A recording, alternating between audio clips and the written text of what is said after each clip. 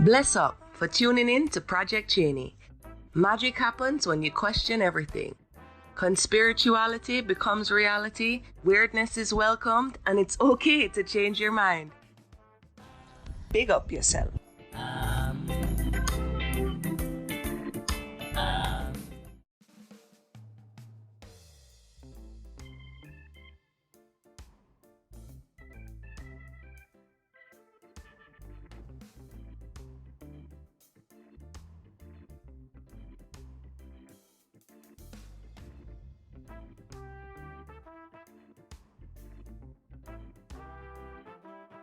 Big up yourself. Welcome to another episode of Project Cheney. As always, I'm Cheney and it is sunny outside. I'm going to try to stay red-pilled today. I want to introduce Bootsy on this show. And so to do that, I must stay chipper. You see me? Anyways, how are you guys? Welcome back to another episode of Project Cheney. I'm going to be totally red-pilled today. I'm not going to let anything piss me off. I am going to be in a chipper, upbeat mood. I maybe got some sleep last night, which if you know me, that does not happen very often. And I am up and at 'em. I am up with the sun this morning, and it feels nice. My body feels good. And yeah, it feels good to be here with you guys. I hope your week is fabulous. I hope you're doing better than Julian Assange is doing. Word is he's one step closer to being extradited to the United States. Okay. I don't know. I don't know what's going on there. I felt myself get a little upset at that and like, oh, I want to rage about it. But no, I don't. I'm going to stay red-pilled because you guys are definitely getting Bootsy today. Owen Hunt, Bootsy Greenwood. He is definitely one of my favorite hearts and brains and voices out there right now. If you haven't checked him out, I will get into it in a little bit. But anywho, where do I want to start today? You guys, I will start by telling you, if you are on Telegram and you consider yourself well-researched or super curious or kind of funny or maybe a little magic or all of the above, or you want to learn some of the above, you should definitely find the Project Cheney Telegram channel. It's super awesome. There is some of the raddest people in there, and it is really great for me to have some of my big crazy ideas and just be able to drop them in a room of brilliant minds and open hearts and see what comes out of it.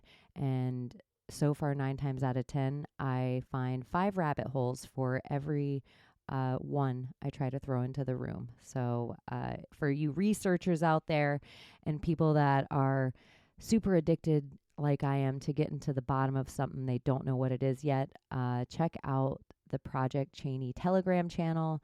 You can hang out maybe with some of the guests that have been on my show already. They're some of my closest friends. You can meet my coven, the world's most famous coven. Some of the members of my coven are in there, but I'm sure I can convince them all to join. And then a whole new cast and crew that if you don't listen to the Spiders or other shows, you might meet new people. I have some rad energy healers in there and dream interpreters in there and educated assholes that know way more than me. And yeah, maybe some chefs, maybe some yogis, maybe some people obsessed with yonis. All of that can be found in the Project Cheney Telegram channel, so please come and play with us. If you are a troll, I will say, we got hella good bouncers in there, and we don't put up with that. And by we, I mean Daddy Alex. So, yeah, I don't even have to think or stress about it. That's how I roll. I put a big dyke fucking bouncer at my door, and she will grab you by your throat and throw you right out of there. That's how it rolls. So if you want to get spiritually more sound or conspiracy more crazy, come over there. Blah, blah, blah. That was a long rant, but there's so many rad people. The more people I started to think of in there, I'm like, oh, I should give them a shout out. I should give them a shout out. I should give them a shout out. You know what? I probably just need to have them on this show to hang out and chat with me. And then you guys will be able to meet everybody. What else? You guys, I don't know if you've seen it yet. I have this really awesome sweatshirt that I got for my birthday. I might have shouted out Megan already for getting it for me from Druzilla. And it has my logo on the back of it. And then on the front, it has one of the magical beans. If you follow my Instagram or have listened to previous shows, I say the word bean, B-E-I-N-G, bean. It's my Southern. And so there is an awesome fan,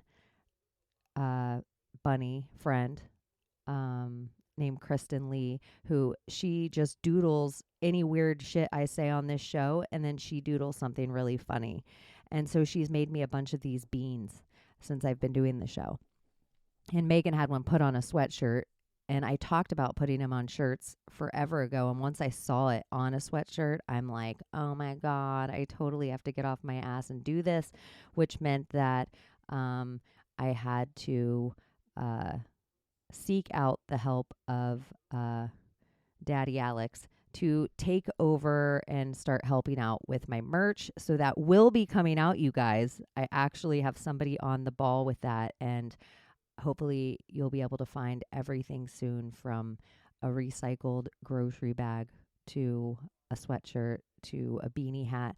And because Kristen is so awesome, and I said earmuffs on your gummy bears last week, she drew me a really cute gummy bear one, and I'm like, this has to be on a sweatshirt. So who knows? I am working at the website. Like I said, it's actually taps are being made and tippity taps are being done and deletions and additions. And so that will be molding and changing. And then you will be able to find all the links for the Telegrams and Instagrams and groups and everybody rad that's been on this show and everybody rad that I plan on having on the show, and all that stuff in one place on projectchaney.com.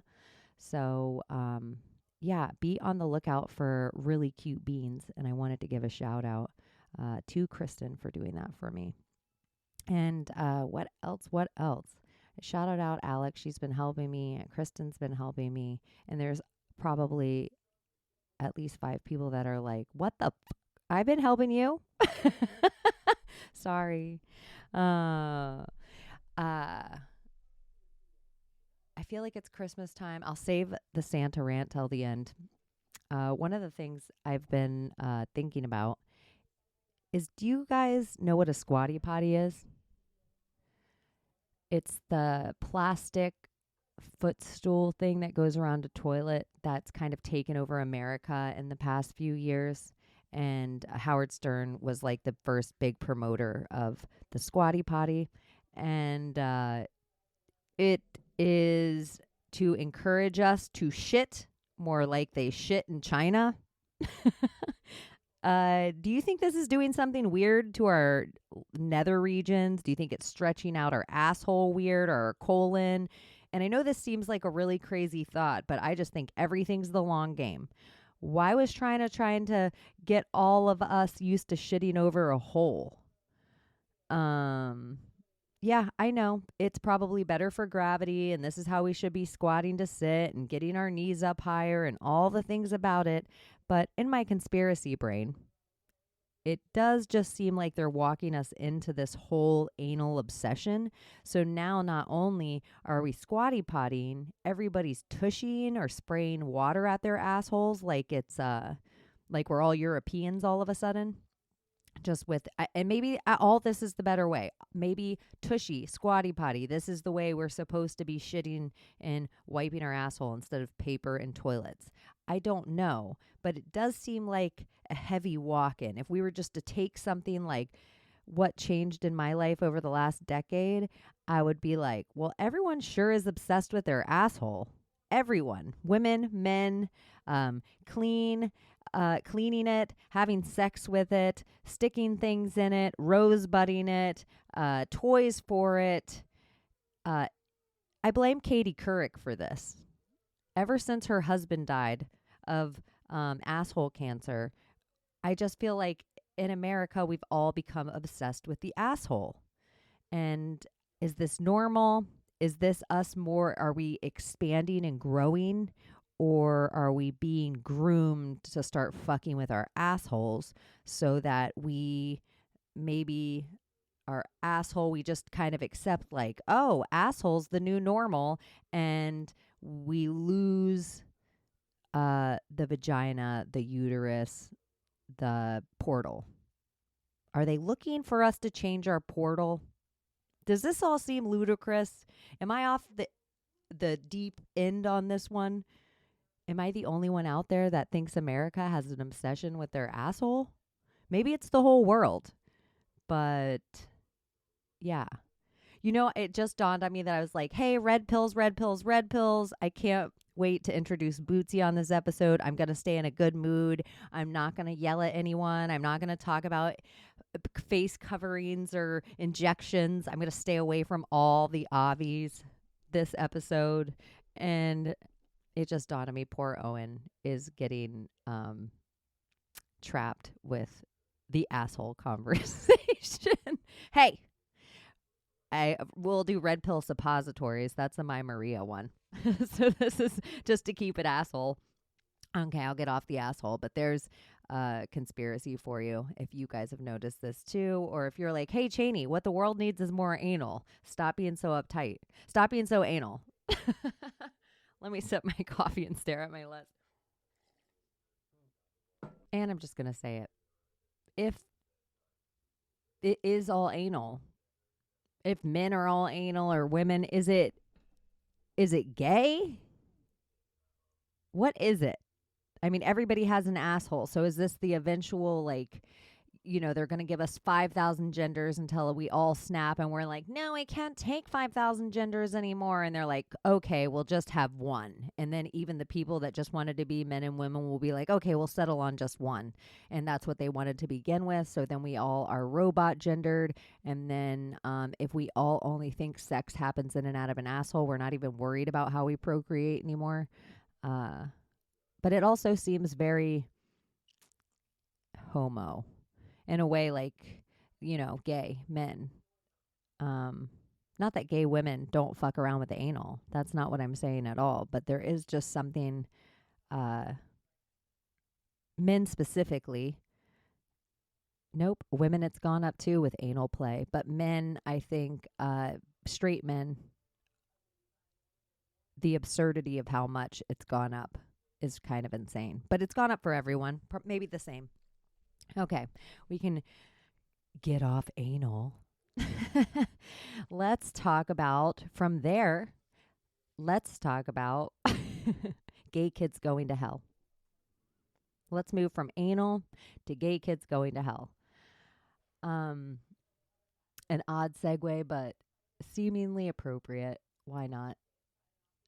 I don't know if straight people know this, and I was talking about this to some of my gay friends the other night, and a lot of us grow up in a Christian household, and a lot of us gay people, I'll speak for all the gays right now, feel when we're growing up that we're going to go to hell because we grow up in the idea that being gay is so wrong and everybody that is gay goes to hell. And everyone in your church says it and everyone around you says it. And it just becomes this, you know, people can look left and right and see the color of somebody's skin and not say something lewd about their skin color. But even people of different skin colors are still homosexual. And most homosexuals at one period or another of their life live in the closet. It's just how long they live in the closet. And a lot of gay kids, and I'll speak for myself, grow up because everyone around them teaches them that they're going to go to hell. And so you live in this very silent fear your whole life. The second you realize, or for me, that I realized I was attracted to a girl, you live in this silent fear. And every night when, your parents come in and pray, or every night when you pray alone, probably your last thought before you go to bed is that you're going to go to hell and there's really nothing you can do about it. And you wish you weren't attracted to who you were attracted to. And you wish you weren't gay, but you don't know who to tell because you don't want to solidify it and go to hell. So it becomes this silent war that you battle with yourself. And I just imagine how many gay kids now with these same battles, and now their parents are coming to them and asking them if they're of the opposite gender or if they think they are.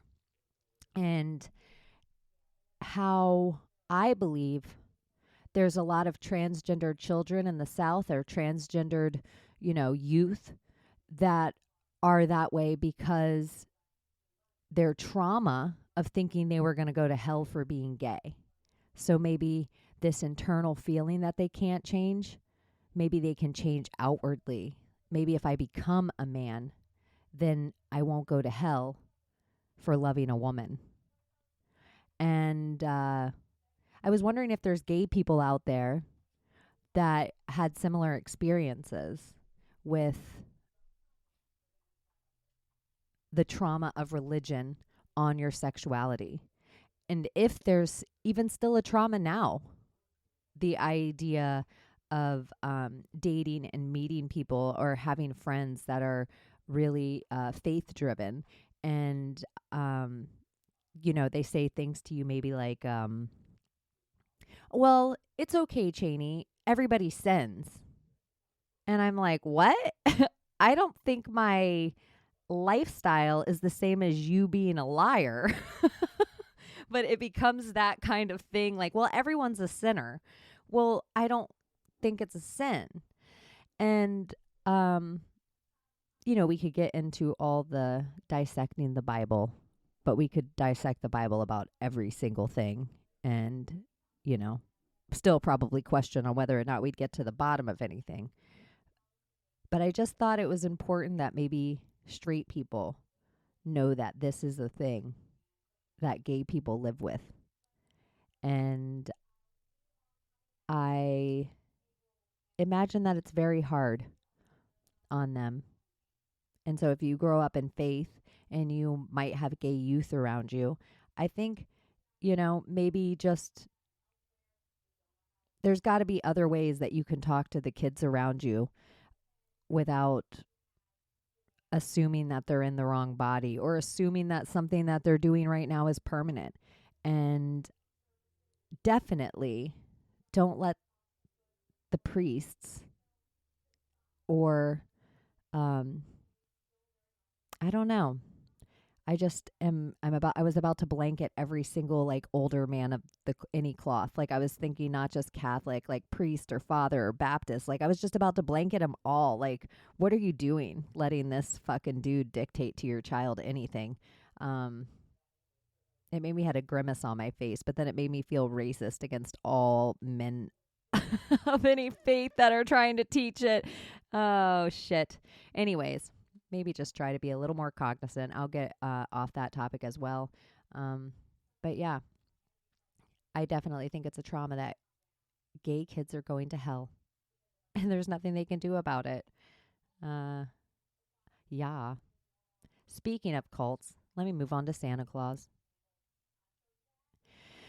If you have kids in the car right now and you're playing big government games with them and you're telling them that things exist to scare them, I'll let you get your kids out of the car before I go on. What's the difference of Santa Claus and like coronavirus? Is it like this? I've asked parents. I have friends of mine that I love very dearly that have taught their kids about Santa. I have people in my family that I love very dearly that have taught their children about Santa Claus. I remember my parents teaching me about Santa Claus. I don't remember ever believing in Santa Claus. My wife, when she found out that Santa wasn't real, it broke her heart. It devastated her. It was like an uncle that all of a sudden was dead. And she was one of those kids that found out in school where she was like the last kid in school. And so not only are you finding out your uncle's dead, you're being mocked for it. And I just think it's so crazy that the idea that we've been manipulated in such a way that, and especially faith-driven people, because so many people I know that believe that there is somebody in the sky watching their every move, and they believe it into their core, and they want their children to have this same kind of belief. They also teach their children about Santa Claus with the exact same vein, and then they take one of them away from their children. They say Santa's not real, but Christ is real. I really don't understand any of this at all. And I remember one of my really dear friends, one of my oldest friends, her father, she grew up really Christian, conservative, and her father, and a different kind of Christian. I will say, out of people that I know that have practiced faith, he walked the walk. He wasn't a perfect man. Who is? But he walked the walk. And I usually find that people of any faith, if they walk the walk, they're usually really dope, righteous people. And her father, I used to judge that he never taught them about Christmas or Easter or any of these bullshit holidays. And he never voted. He was like, I will never vote for a man I can't shake his hand. And I just thought, whew, I didn't get it back then. But everything he said back then, I get now. And he was like, I asked him, like, don't you want your kids to know about imagination? Why aren't you going to teach them about Santa? And he's like, oh, my kids will know about imagination just fine without Santa Claus. And I'm like, well, don't you want them to have this experience? What about a tree and gifts? They can have a tree and they can have gifts that they know I got them because I love them. And, well, don't you want them to have this? Don't you want them to have that? Don't you want them to... And really what it boiled down to him was that he never wanted to lie to his children. Like, his whole goal in this world was that his kids thought his word was bond and that they trusted him. And he never wanted to look them in the eyes and lie to them. And thinking about that stuff with Santa Claus, why can't your kids know that you worked really hard to get them something? Why can't you still decorate a pagan tree and take those rituals of paganism off of it, but you and your family do it? I really am, it befuddles me still to this day, the mixture of Santa Claus with Christ. Like driving, like, keep the Christ in Christmas is a magnet on the back of every fucking car in Florida, almost year round, to the point it makes me want to flip a table. Because is it any person that believes in a different religion that's not keeping the Christ in Christmas, or is it all the Christians that are worshiping Coca-Cola Santa Claus that is ripping the Christ out of Christmas? Because it's so funny when, like, on Black Friday, you go to the mall or something, when malls existed, when shopping centers existed before COVID, BC, back 1 BC, before COVID, and we went to malls. It would be Thanksgiving Day, and you'd pull in the mall parking lot, and it's just a sea of cars. And 75% of them have a magnet that says, keep the Christ in Christmas. And it's like, what illusion are you under that you're leaving your family on Thanksgiving to go shopping for deals for Christmas and then put a magnet on the back of your car talking about keep the Christ in Christmas. Like, it's just that kind of thinking is a conundrum to me. Anyways, I won't beat up just the Christians for their Santa Claus. And we could go into conspiracy after conspiracy after conspiracy on everything conspiratorial about Santa Claus, where Santa Claus came from. And I won't even have to go into Krampus for any of it. I could just stay in America with my Santa Claus conspiracies. So I don't think it's really a good idea to teach children. There is a grown man. Let me go into it another second. So, like, the most comfortable thing for a child is a mom, a voice, and a bosom, and a feel, and a tone. That is literally the opposite of a big, huge, bearded man with a ho, ho, ho in a red suit. So whatever that kind of, when you put a baby in Santa's arms and they're screaming their head off, that energetically should tell the world something. People don't need to sit on a grown old man's lap in red velvet. Is that Hugh Hefner? Is that Hefner Claus? It's just a whole, like, the more I play it out in my head is a whole creepy idea. And the reindeer of it. I feel like I just saw a weird crest. I won't go into Nimrod. I won't go into Krampus. I won't go into these things about Santa Claus. But just a strange tradition. And I really am curious how many of you out there are still taking part in it. And if you can stick up for it, or if you're like, yeah, there really is no reason for this. Or why can't you just make up a whole own fairy tale where you're like, oh, a cat with antlers fucking falls down my chimney and shits out presents. Like, the idea of what you're doing too, even like a small child is like, a man comes through my chimney? Think of how horrifying that is. Every day, 364 days a year, you're like, so a man can just come down the chimney. Like, what a loosh that you do. And then this is my other favorite thing about Christmas. If you're good, you get toys. If you're bad, you get coal in your stocking. So then it's just set up that poor people are always bad and rich people are always good. Because the more rich you are, the more toys you get. And the more toys you get, obviously, the better behaved you were. You were a better kid because Santa's always watching. Anyway, okay, I really am done with Santa. I talked about gay kids going to hell. That's what I'm going to call this episode.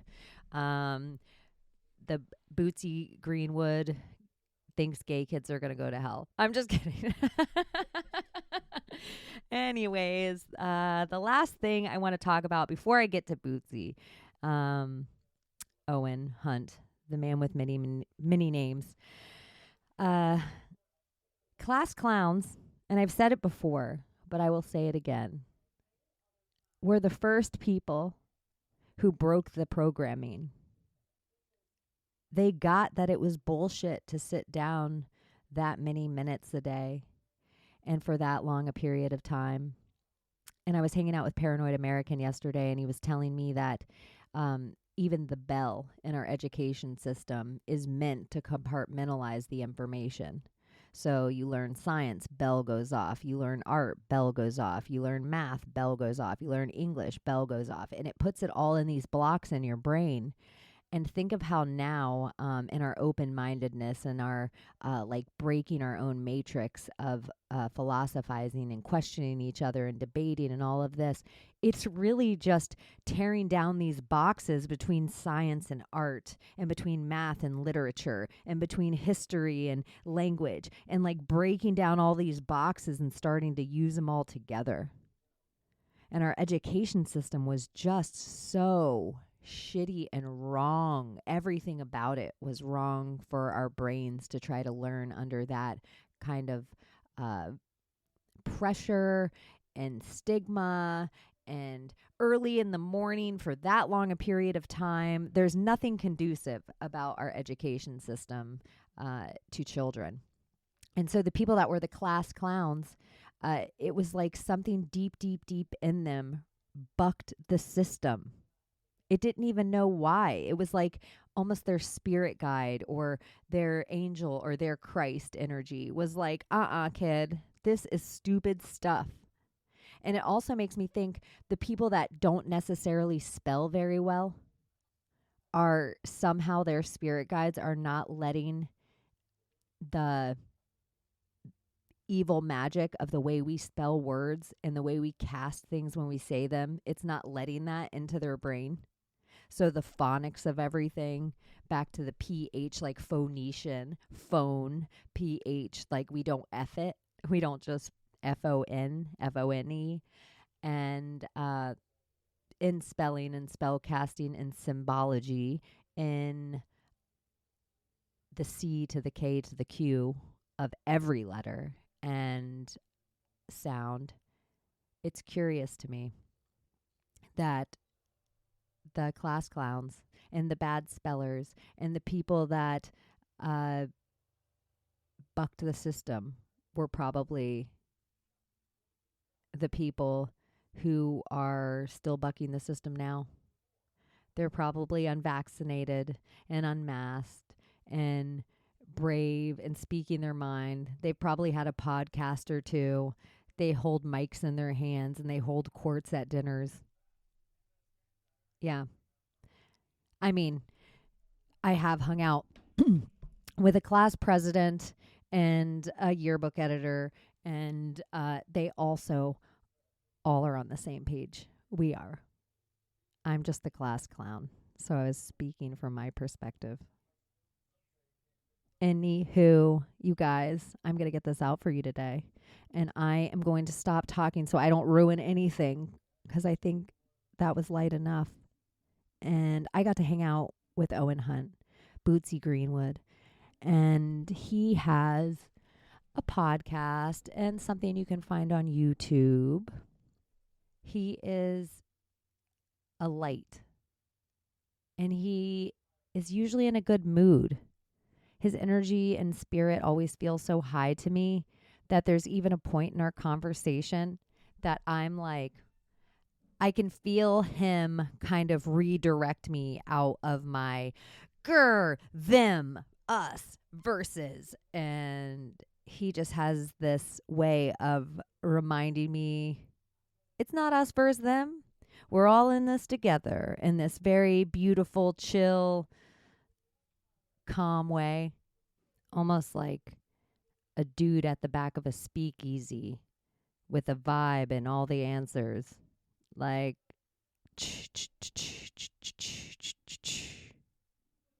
I don't know. I think you guys will like Bootsy. I do think you should go check him out. You can go to bootsygreenwood.com, and he is ready to help you discover your most authentic self. And every time I hang out with Bootsy, I feel like I discover a little more of my authentic self. So if you haven't already, make sure you find me on Project Cheney and the Cheney Project on Twitter. You can find me at Cheney_in_Wonderland and Project Cheney on Instagram. You can hit me up at projectcheney.com, projectcheney@gmail.com if you want to send me an awesome letter or thoughts or critiques or comments. Please feel free. I love getting all those, and I am trying to do better at responding. Some of you out there might get response after response after response, and some of you out there are like, this bitch hasn't responded to me yet, but I promise I will. I promise I will. And you can cash at me at Project Cheney, or you can hit me up on my PayPal at WeakNeckBaby, and obviously no pressure. It helps keep the Zoom camera 4K, and it helps keep gummy bears in my crawl. But this is just as much for me as it is for you. So no need to ever send me any kind of currency that way. I would rather you come and join the Telegram and hang out and tell me your favorite conspiracy. and tell me somebody I need to have on because I need to sit down with this person that you're obsessed with. Tell me about them. I want to know. Send me something. Find a way to link up with me. Tell me hi. And listen to Bootsy Greenwood. Owen Hunt. Enjoy this episode. Hey, you guys. Welcome back to another episode of Project Cheney. Here with me today, I have my friend and yours, everybody's favorite blue-collar mystic, Owen Hunt, a.k.a. Bootsy Greenwood. Welcome to Project Cheney. I'm so happy to be here. Thanks for having me. Thank you for coming. I know, I'm excited. We dressed alike for the occasion, like booze. I am so proud. That's part of the fun, and I love doing silly, stupid things like that. It's just a good form. I'm so gay. I saw you somewhere in that shirt, and I was like, I have that shirt. We should totally wear those shirts on the same day. And you were like, game. I'm totally going to do it. Oh, absolutely. Yeah. I love stuff like that. You got to have fun. Life is too short not to be like silly. The other day I wound up going rollerblading after the day before, like riding. One of the things that I haven't done in a long, long time was rollerblading. And in that moment, I'm like visualizing myself in like a spandex. I was too. suit. I was picturing the shorter shorts. Of course. But my friend Christine was like, hey, there's a roller rink. We're going roller skating. And I can't regular roller skate. I could only do the other. And they happen to have, she was like, no, they're called inline skates, Owen. Inline skates. But I wound up rollerblade. Yeah, don't call it that. Just don't even say it. You're not allowed to listen to Debbie Deb anymore and your rollerblades. I picture your like legs doing figure eights around little mini cones on your rollerblades. Just smashing pucks. Were you at one time in your youth an avid rollerblader? I kind of was, yeah. In like middle school, we were scooting around the neighborhood on those things and playing some roller hockey and stuff. Was it Gleaming the Cube? Was that a Christian Slater movie where he was like a roller boy or something? There was a time, we're old enough that there was this whole phase of movies where it was like Prayer of the Roller Boy and it was like all inline skates though. It was all rollerblades. I wish I could remember that. I mean, the closest I ever got was like the Mighty Ducks 2, whenever they were playing in the summer in skates. But yeah, I mean, it was popular. It was really popular. And I remember looking at the regular skates and thinking how cheesy they looked next to the rollerblades. But the other night when I was at the roller rink, I felt pretty out of place with bright orange inline skates on, when everybody else had their like super cool hipster cheetah print, speed skates. Oh, yeah. Whatever they were called. Oh, yeah. I know all about skate life in my day, but I wasn't an inline skater. But when I was a skateboarder, there were kids that hung out with us that would inline skate all the same ramps, do all the same tricks. It was like we would never catch a regular roller skater on the ramps with us, but the inline skaters, the rollerbladers would. Yes, and right. then the roller rink was a whole different vibe. It was, it was like couple skate and limbo, and we would shuffle skate. Me and a group of my girlfriends, we would like choreograph dances that I watch now. I follow a bunch of weird roller skate people online, and it's like awesome. Coming back. It's fun. A great workout. I liked it. It was nice to move around a little bit, and it is a great workout. There's like one other roller rink here, and I didn't know this other one even existed. The other one, like, you don't want to go there, and it's dicey. Like it's a real knife fight, as they say. When was the last time you put on your skates before this? God, I don't even want to. I think I probably have ice skated since this is probably the last time I've skated. Maybe like 7th or 8th grade. Whoa. See, that's like so awesome. I think about those little weird things we hold on to, like skates or a baseball glove or a tennis racket, that you keep, that house after house, relationship after relationship, and you have this certain little things you keep with you. People need to put their skates on or put their glove on or pick up their paintbrush or whatever that thing is that you keep with you, move after move. There's a reason it's haunting you. Yeah, I think that is really what the game is all about, is acceptance of ourselves. And that's what a lot of the self-work stuff is just integration of parts of ourselves that we said weren't okay at some point, that we kind of blocked out, that we said no to, like, that's not okay. I'm embarrassed of that, or I'm ashamed of that, or that hurt me. So I'm just going to kind of not pretend like it didn't exist. And then that stuff, I think, kind of gets kind of stuck, and it sticks our energy, that's kind of the shadow and all of that. So I think a lot of the process of self-discovery is facing parts of ourselves that we were otherwise, and for probably no reason. Like, there's no reason for me to feel embarrassed or ashamed about a taste that I had, or not rationally anyway, right? But we have these programs that we create subconsciously that when we have these experiences. It took me so long to come out about my love for comic books. Like, as this, I mean, my avatar, this hipster girl, whatever thing people look at me, it took me so long to really find my true happiness with comic book nerds and like be able to say, oh my gosh, I love that. And like, I would watch them all in the closet. It was almost like that uncool thing that, like you're saying, like rollerblades kind of become an uncool thing, or you were saying something that hurts you. I was thinking of like, oh, I stopped picking up my glove because I got stitches across my eye. And so it hurt me physically that I became like, or rollerblades, you're like, oh shit, I busted my knee. And that was the last time I used those things. And sometimes it's emotional, where you're like, it's uncool now. First, someone told you like, what are you doing on rollerblades? That's faggy. And then you're like, I'm never putting these on again. And that's all it takes. Something like that. For me, there was another example it's kind of shallow or surface, but like, I really liked Dave Matthews when I was in high school. And then all my friends were really into like hip hop, and stuff like that. So I kind of had to hide that, I was like, well, I can't, publicly have like sensitive feelings about things or be cheesy.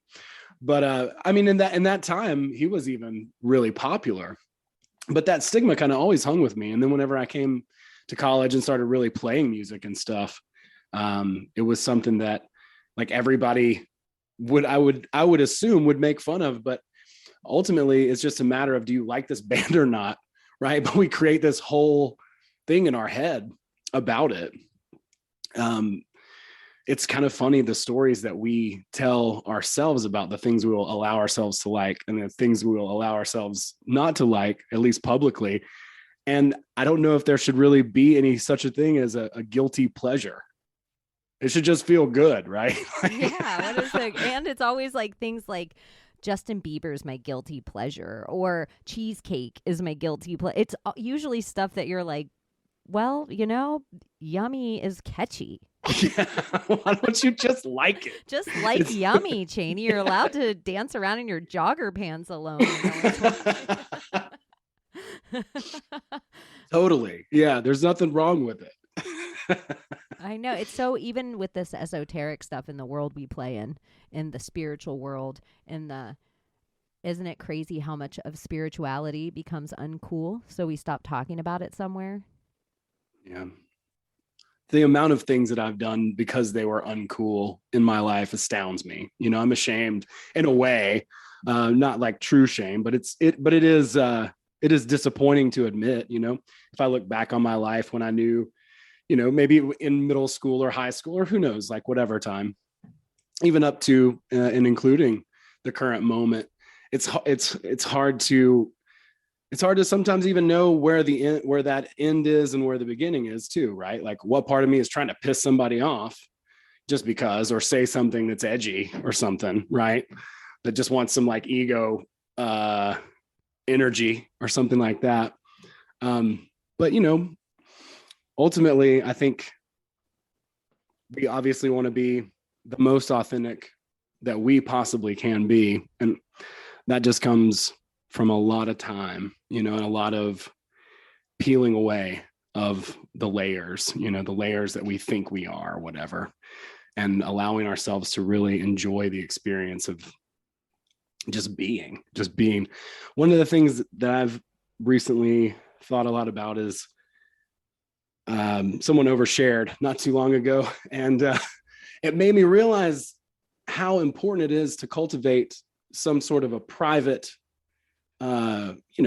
relationship with whatever you want to call it, yourself. That there are some things, and there are even masterpieces that you can create between yourself and source that nobody else really has the right to see. And nobody else really, maybe they don't need to see it. Maybe it doesn't need to be shared. Not everything does. Like Buffalo Bill from Silence of the Lambs. Yeah, exactly. Why do I have this image of you right now? You're like, not everyone needs to see this masterpiece. Don't you think I'm sexy? I think I'm sexy. Yeah, no, but I totally agree. But I didn't. It was like, as you were saying it, I was thinking, because we like to think our authenticity is stuff we express to the world, but probably the same as your nudity, your actual physical nudity isn't for everyone. And so there are pieces of ourselves that we're allowed to keep safe and not share with the world, like allowed to keep it in this sacred place that's just between you and source. Yeah, I think there is that sacred, space. I saw a meme the other day that was talking about like wholesomeness is like the new counterculture or something like that. I was like, I kind of get the point there.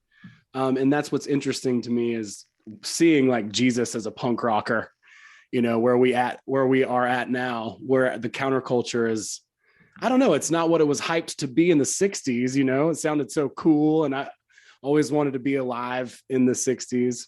And it's all the hippies and all that shit. It sounded amazing.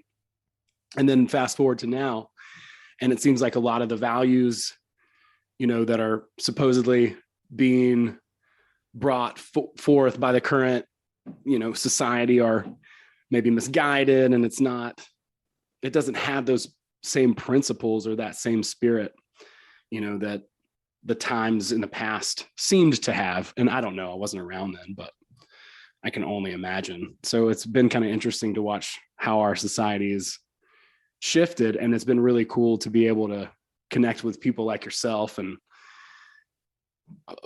like so many people who are looking at the world that we live in, not just from their own perspective, but also from a larger one. And I think it's really cool. There's something weird about the fear of being able to talk about everything that's left me.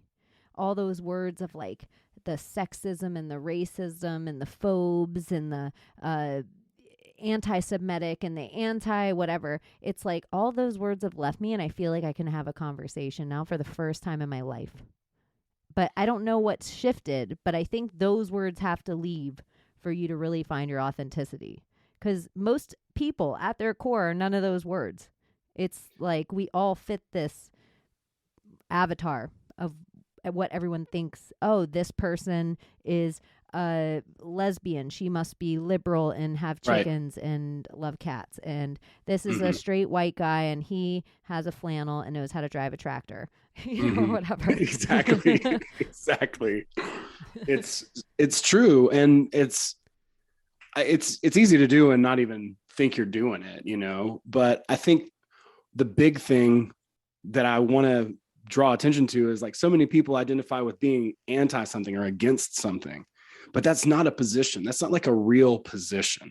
Like, it's okay. Like, I don't want fascism either. I promise you, but in being like pro and or whatever it is, like anti against this thing, and we fight it, we actually feed the thing more energy, and it gets more power as a result of that fighting against it. So it's not a true position. So what we align with, it has to have like a reason. It has to have a point, a purpose, other than just being against something, because that's like that's just the snake eating its own tail. And it's a really clever ploy to like get a lot more energy for a cause, that's why there's no such thing as bad press, right? So I don't know. That's just something that has frustrated me in a lot of all of this, because I feel like a lot of values I echo with people, and there's a lot of people who want what is best for others, but I think they sometimes miss certain points when it comes to sovereignty or free will. And it's frustrating to not be able to connect fully with people. You know what I mean? It's almost like there are like fractions that are moving, and some of the values are sincere. The motivation, I think, is completely sincere, and some of the values, I think, are great, but it's often mixed, I think, with some sort of sour purpose, or even like malice, anger, like violence as a result of it. So it's just been interesting to like come from this kind of hippie upbringing and being so influenced by what I perceive the 60s and that whole generation to be about, and to be in a turning like this generational and see so much social change and see how, and just compare it, comparing the two, like how Don't you different. wonder how like 20 years from now and just how short they make our attention span if the winners continue to write history and the news takes this block of time or this last decade of time, what the actual perception of this time is then. Wow. Like just from the pictures, the Black Lives Matter of it all, the Kyle Rittenhouse of it all, the George Floyd of it all.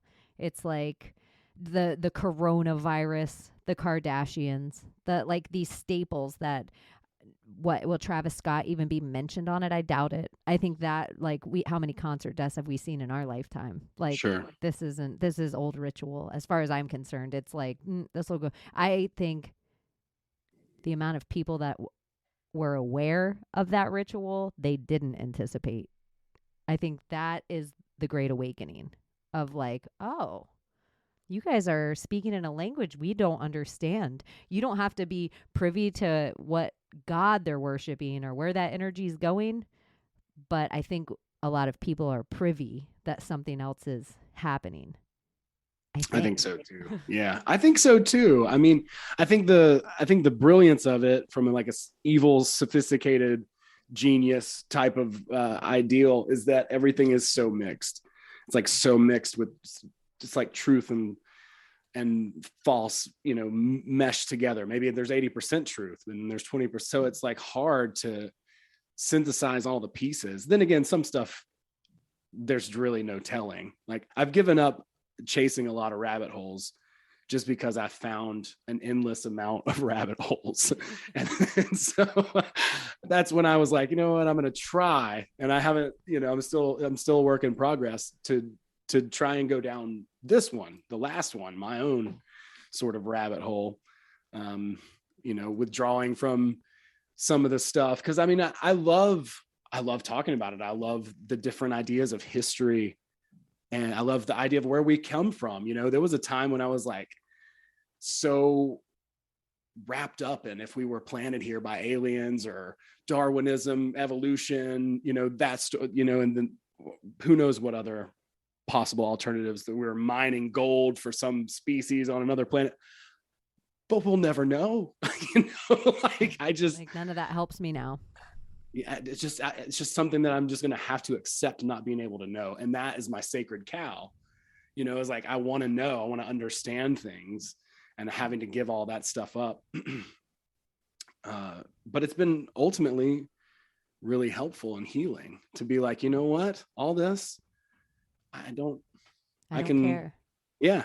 I can be okay without understanding, what crazy race of the Pleiadians channeled lizard people. I don't fucking know. You're like timelines. I don't have time for timelines. That's your shirt. I don't have time for timelines. I don't have time for timelines. Well, I believe in the timelines thing for sure. I think there's quantum like validity to all things being possible, right? Mentally, infinitely. So I do think there are timelines. And I think we just collectively activate them, and as we kind of go, we're just like the wave function is collapsing and we're all deciding, we're all choosing with our attention as we choose kind of so it is on that Did you grow up in a consensus church? reality.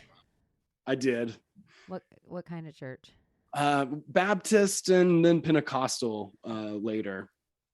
And was it always, were you like, this is not my gig? Or was there a time where you were like, I feel this? Oh, I was super Jesus freak in like the end of high school. I was like 16, 17 years old, right about that time. And I just got disenchanted. My pastor hit on my mom and several other women from the church and a bunch of other things, which that has nothing to do with the beliefs or the values of Christianity, right? But it was a bad taste in my mouth. I saw Mommy Kissing Santa Claus. Yeah. It legitimately is like, why are they singing this song to us? Why are we singing about mommy kissing Santa Claus? I really thought like my dad was privy to my mom hooking up with Santa for our toys every year. I'm like, this is like a family secret that my mom's like, is my mom doing naughty stuff under the mistletoe for like Legos? Yeah, well, what's it for? I know. So then that's just my kid perception. And then your mom hooked up with the real pastor? Well, she didn't hook up with them. He was inappropriate with several women from the church. There was a lot of other things I think that was kind of a powder keg. That's a whole other story because that guy winds up being kind of a con and goes to jail, then gets out, starts the church again, and then I set him up on a prank show. But it's but which never aired. Thank God, But no. There's I don't know. There's so many wacky coincidences and things in the universe. It's so funny. But yeah, I definitely was hyper Jesus freak in high school. Actually I left high school on not the best note, because of that. People made fun of me. They misprinted my name in the yearbook underneath a picture of the golf team which I was on, and they misspelled my last name with a C, so Owen Hunt, but they spelled it with a C. Oh my gosh! And I was just humiliated, and it was really sad and embarrassing time in my life. Like that turns out to be kind of my soul wound, though. I've learned is the shame one. There's like 5. Mm-hmm.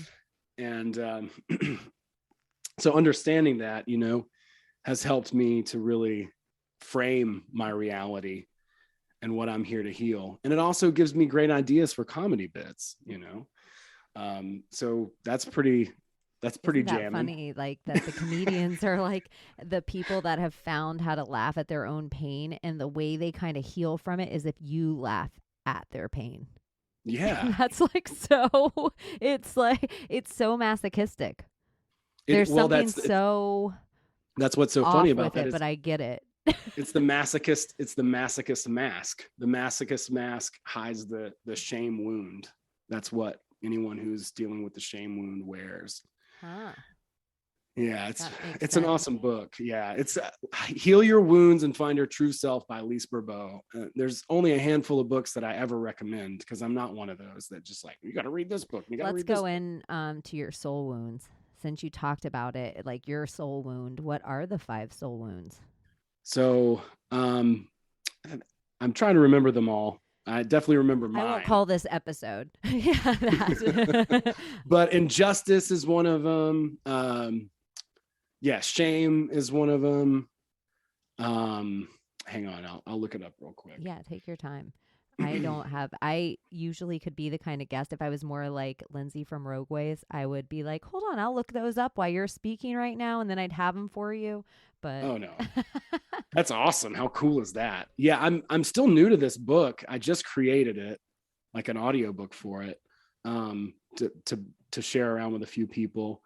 So the 5 ones are rejection, abandonment, injustice, humiliation, and betrayal. Those are the 5 that Lise and it looks like there's already a book that's on Audible, so it's already, you can already hear a different version of it. I didn't see it on Scribd or YouTube or anything, so I made a version for my clients, really. So yours is shame, you felt like? Yeah, humiliation, I guess. Humiliation. And does that come from like a childhood incident, or do you think it was here with you from the beginning? So her theory or model is that you come to into this life to really heal one of those main wounds. So, you come here for that particular lesson, whatever that is. And it's something that you figure out before you even come here. I don't know if that's true or not, but to me, I could really see the things that were spot on about it are her like archetypes. She even describes body posture, how you eat, like all these things that you wouldn't think were related at all to your particular thing. And then it's like, then you read it and you're like, holy shit, like standing up while you eat, or like, like whatever those particular sort of markers or triggers are. Because she says the body doesn't lie. And there's another book called The Body Keeps Score that basically says the same thing, that, some people are like physically living out and showing their symptoms are a reflection of, something of their inner health, or what they're dealing with, or what their challenges are, I believe and that. I think, yeah, I believe it too. It's a holistic model. So, I mean, as above, so below, as within, so without, it really should all reflect. And stress and trauma, all that stuff shows in physical ailments. All that stuff shows outwardly. I think, our skin is such an organ, and sometimes, we get rashes, or we break out, and it's not just things we're eating and taking in. And it's not just things in our outward environment. Sometimes it's stuff going on in our head and heart, I think. And I think our skin is just an easy way for us to see that right on the outside. So you'll see someone and you're like, you look tired today, or your eyes look sad, or you look a little different color, like gray or green. And sometimes it's not because you're sick, it's because you're sad. Yeah, absolutely. Yeah, I think we do. I think we portray it like a countenance. You have an aura, whatever we want to call it, but like really, like it's so real. When I first got into, asking questions and asking about history and conspiracies, whatever we want to call it, I got to the point where I wanted to be like basically a complete objectivist, like Ayn Rand, and if it doesn't make logical sense, then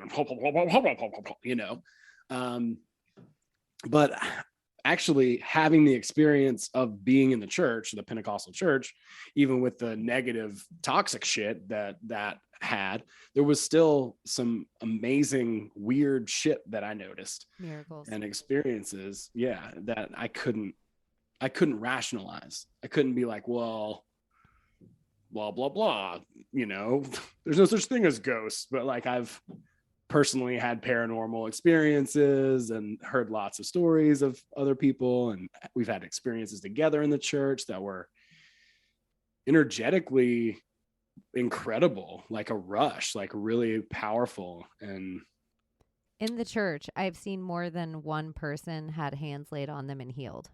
In the church, like I seen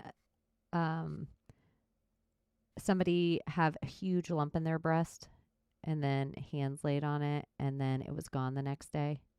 And a story of an old man who happened to be my grandfather have a massive heart attack in the middle of like a Crescio, which was like a Christian thing where it was just a men's group and then a woman's group where they separated for different weeks out of the year. And he was at that and had a massive heart attack. And all these men laid hands on him and prayed on him on the altar. And he went and took a nap and came back to service. Like, but I'm, for all intents and purposes of the people that were there, he was a goner, So who knows? I think there's all sorts of stories of miracles and energies and belief for sure. I think the number one thing is what you believe gives it such a huge amount of power. And in my world of witching and magic, I I have friends that work in all sorts of different crafts and work with all sorts of different energies. But there's something really safe and like loving I love about, they would never call themselves witches, but I love my Jesus witches. Yes. I love the juxtaposition there. Yeah. I love it. There's something, they'll put oil on their house. They'll anoint your head. They'll pray for you. They'll pray for you when you're there, when you're not there. They'll lay hands on you. They do all this shit, but it's not witchy. Don't call it witchy. Right, it's from right, Christ. yeah. But I don't. It's fine. I love them. I love their purity, and I love Jesus. Yeah, it's taken me till this bit of my life. Like I had such a negative relationship for a while, but probably a heartbreak. I probably had to go through a heartbreak to realize, oh, we were friends first. Like we're still friends even after all that. And I feel like I have an understanding with God and with Source and even with Jesus that I don't have to worship it, but it's not because I'm supposed to also ever tear somebody else down for worshiping it. Like it's really pressed on me that I can't take them away from Christ. And back to sacred space, like that's something that I think we all have to cultivate. And that's why I try not to judge too, because there's room for Jesus or Ralph Waldo Emerson or, fucking Carrot Top in your spiritual life. It doesn't matter, it's up to you and how you want to express yourself, like you might, what's between you, and I think we've lost some of that. Labels. I think Christianity became a label, or witch became a label, or Buddhist became a label, and everything became a label. And then we stopped. We allowed those labels to be the same as actions. So now a pastor was equivalent to just you calling yourself a Christian, and he was allowed to go and fuck everyone's mom or do some nefarious shit or touch kids and move around to a different priesthood or whatever. And that was allowed to happen with a label. And then because of his label, we became less Christian. It's like we all had to carry the weight of whatever the label and the bad people doing. And it didn't just happen to Christianity. If you were a Muslim, they were like, look at these terrorists. And then you had to carry the weight of now being a terrorist. It's kind of weird. They did that to all the religions. They made every single one of them carry the weight of like the worst sect of society. Like you're a Christian, pedophile. You're a Muslim, terrorist. You're a Buddhist. We don't even care about you anyway. You're reincarnates owned by China. It's like all these little. Right. Yeah. Make enemies, generalize people, turn them into enemies, weaponize people against each other. I mean, they're all really useful tools if you want to, maintain power. Do you have a label on yourself now? Do I? Yeah. Do you have a religion? Do you have a faith? I guess mine's been animism for a long time, even really since like college, when I thought that, everything is consciousness, and everything is a piece of the all. Is that what animism is? I don't know this. It's like everything's alive, basically. It's the idea that everything, exists, is living, is part of one living organism. But I mean, I'm open to so many different interpretations.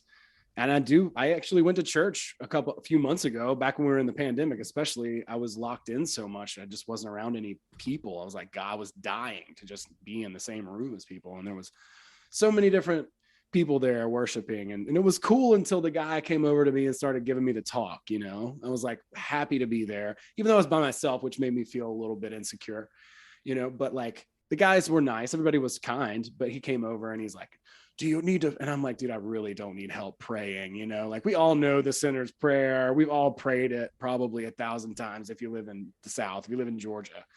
And I, with all due respect, like I take my time with God every single day. I don't know what my religion is, but you don't even, if I say to you right now, God be with you, does it, and you? also with you. I didn't even mean to. Yeah. Or God is good all the time, you know? Yeah, it's like all those little all the time. it's so funny you akin it to me of like when you're just trying to shop at a store that's maybe fancier than your dress, and then somebody comes up to you and they're like, "Can I help you? Can I help you?" "I'm good. I'm good. I don't need any help. Thanks." And then they come to you, "Can I help you?" You're like, "Oh, here he goes." Yeah. He's Comes gonna the ask me. upsell. Right? Oh man. Yeah, oh my God. But I mean, I get it. Like I used to be that kid too, you know, but it was just, I don't know. I don't know what my religion is. My religion is love, you know, like I would say that. I think I'm tired of the divisions and all of that too. I think that everyone has the opportunity to worship however they want to or not. And, you know, kind of however that looks. And I think it is really a powerful practice. I would encourage anybody to have some sort of spiritual practice, you know, whatever that is. It could just be journaling or meditation. Ritual. People are scared of the word ritual. Yeah. Is that because it has like the magical connotation to it? Like I think it's routine. To me, it just makes things more intentional when you create a ritual out of it. Even at like getting dressed, putting on makeup. And it's funny to me, like the same way you'd put on armor, it's how much stuff you put on in the day that has metal in it. And you're doing the same thing. You said mask like earlier, and I was on a podcast with Human Vibration, and she was saying now when anyone says the word mask, we always think of this medical mask. And that's what they wanted us to do. They wanted us to lose that phrase and us automatically think that. And for her, it's the theater of it all. Like, that's what we shouldn't lose. Everything is this theater and this mask and this part.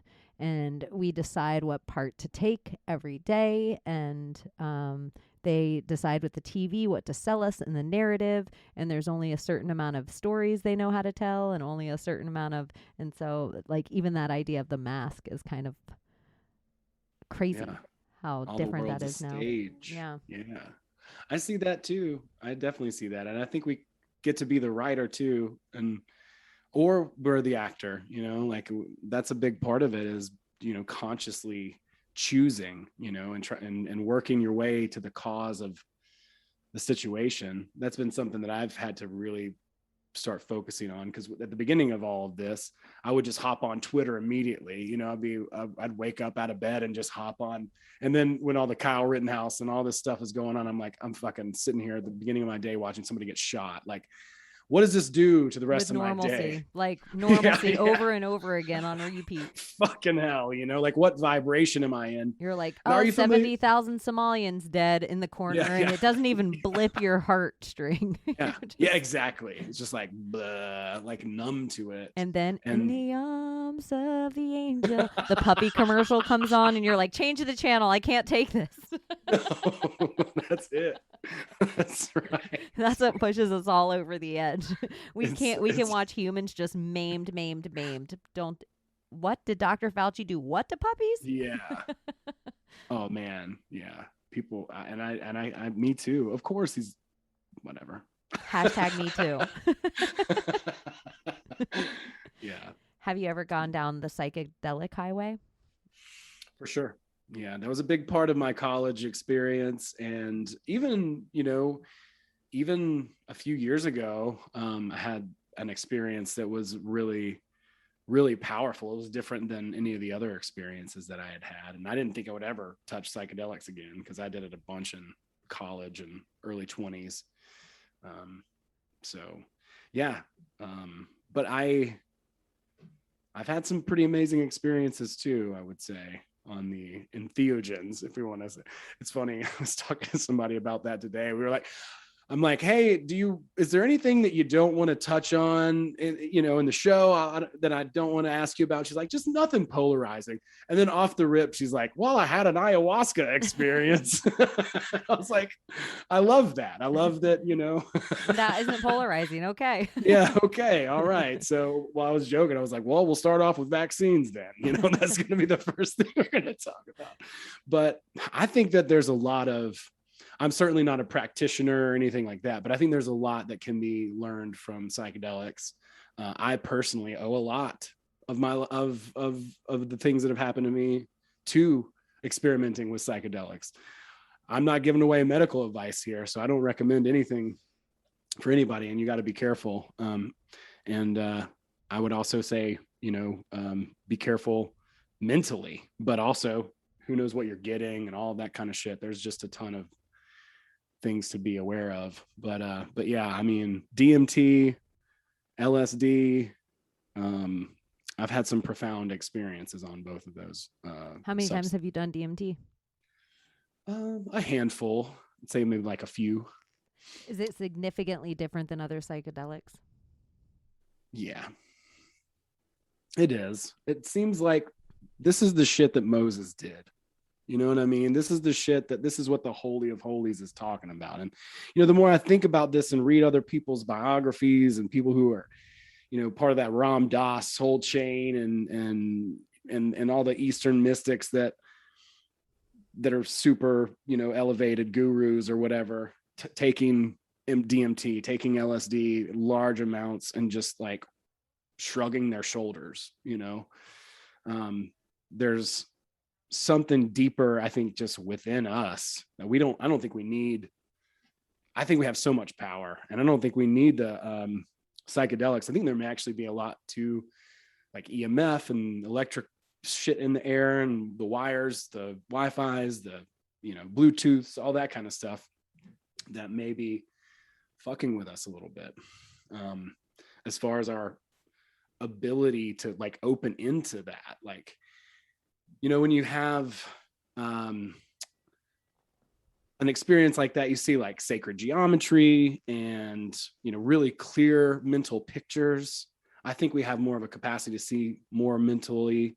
I think we use screens a lot, probably doesn't help, but I think we have the ability to see within ourselves even better than we do. I don't know necessarily how to limit all of these things, and it's a theory anyway. I could be wrong about the electromagnetic stuff, but I mean, I think it is that electricity. And I don't think you are. I think they've been trying to shove heavy metals in us, and there's a difference between precious metals, which they never put in shots. You never look at the ingredients of a vaccine and it says silver.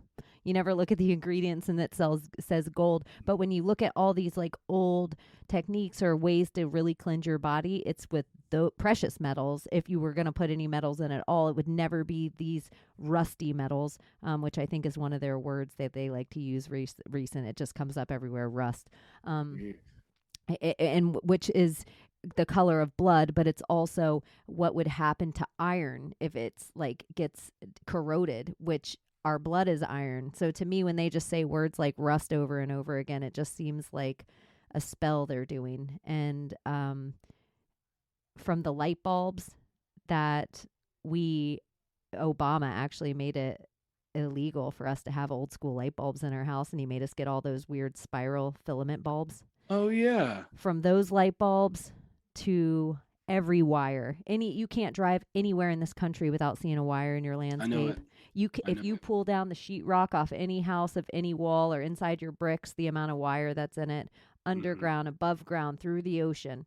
I totally am on board with what you're saying. I feel like why everyone's scared of 5G energy, the real 5G tower power isn't coming from a tower.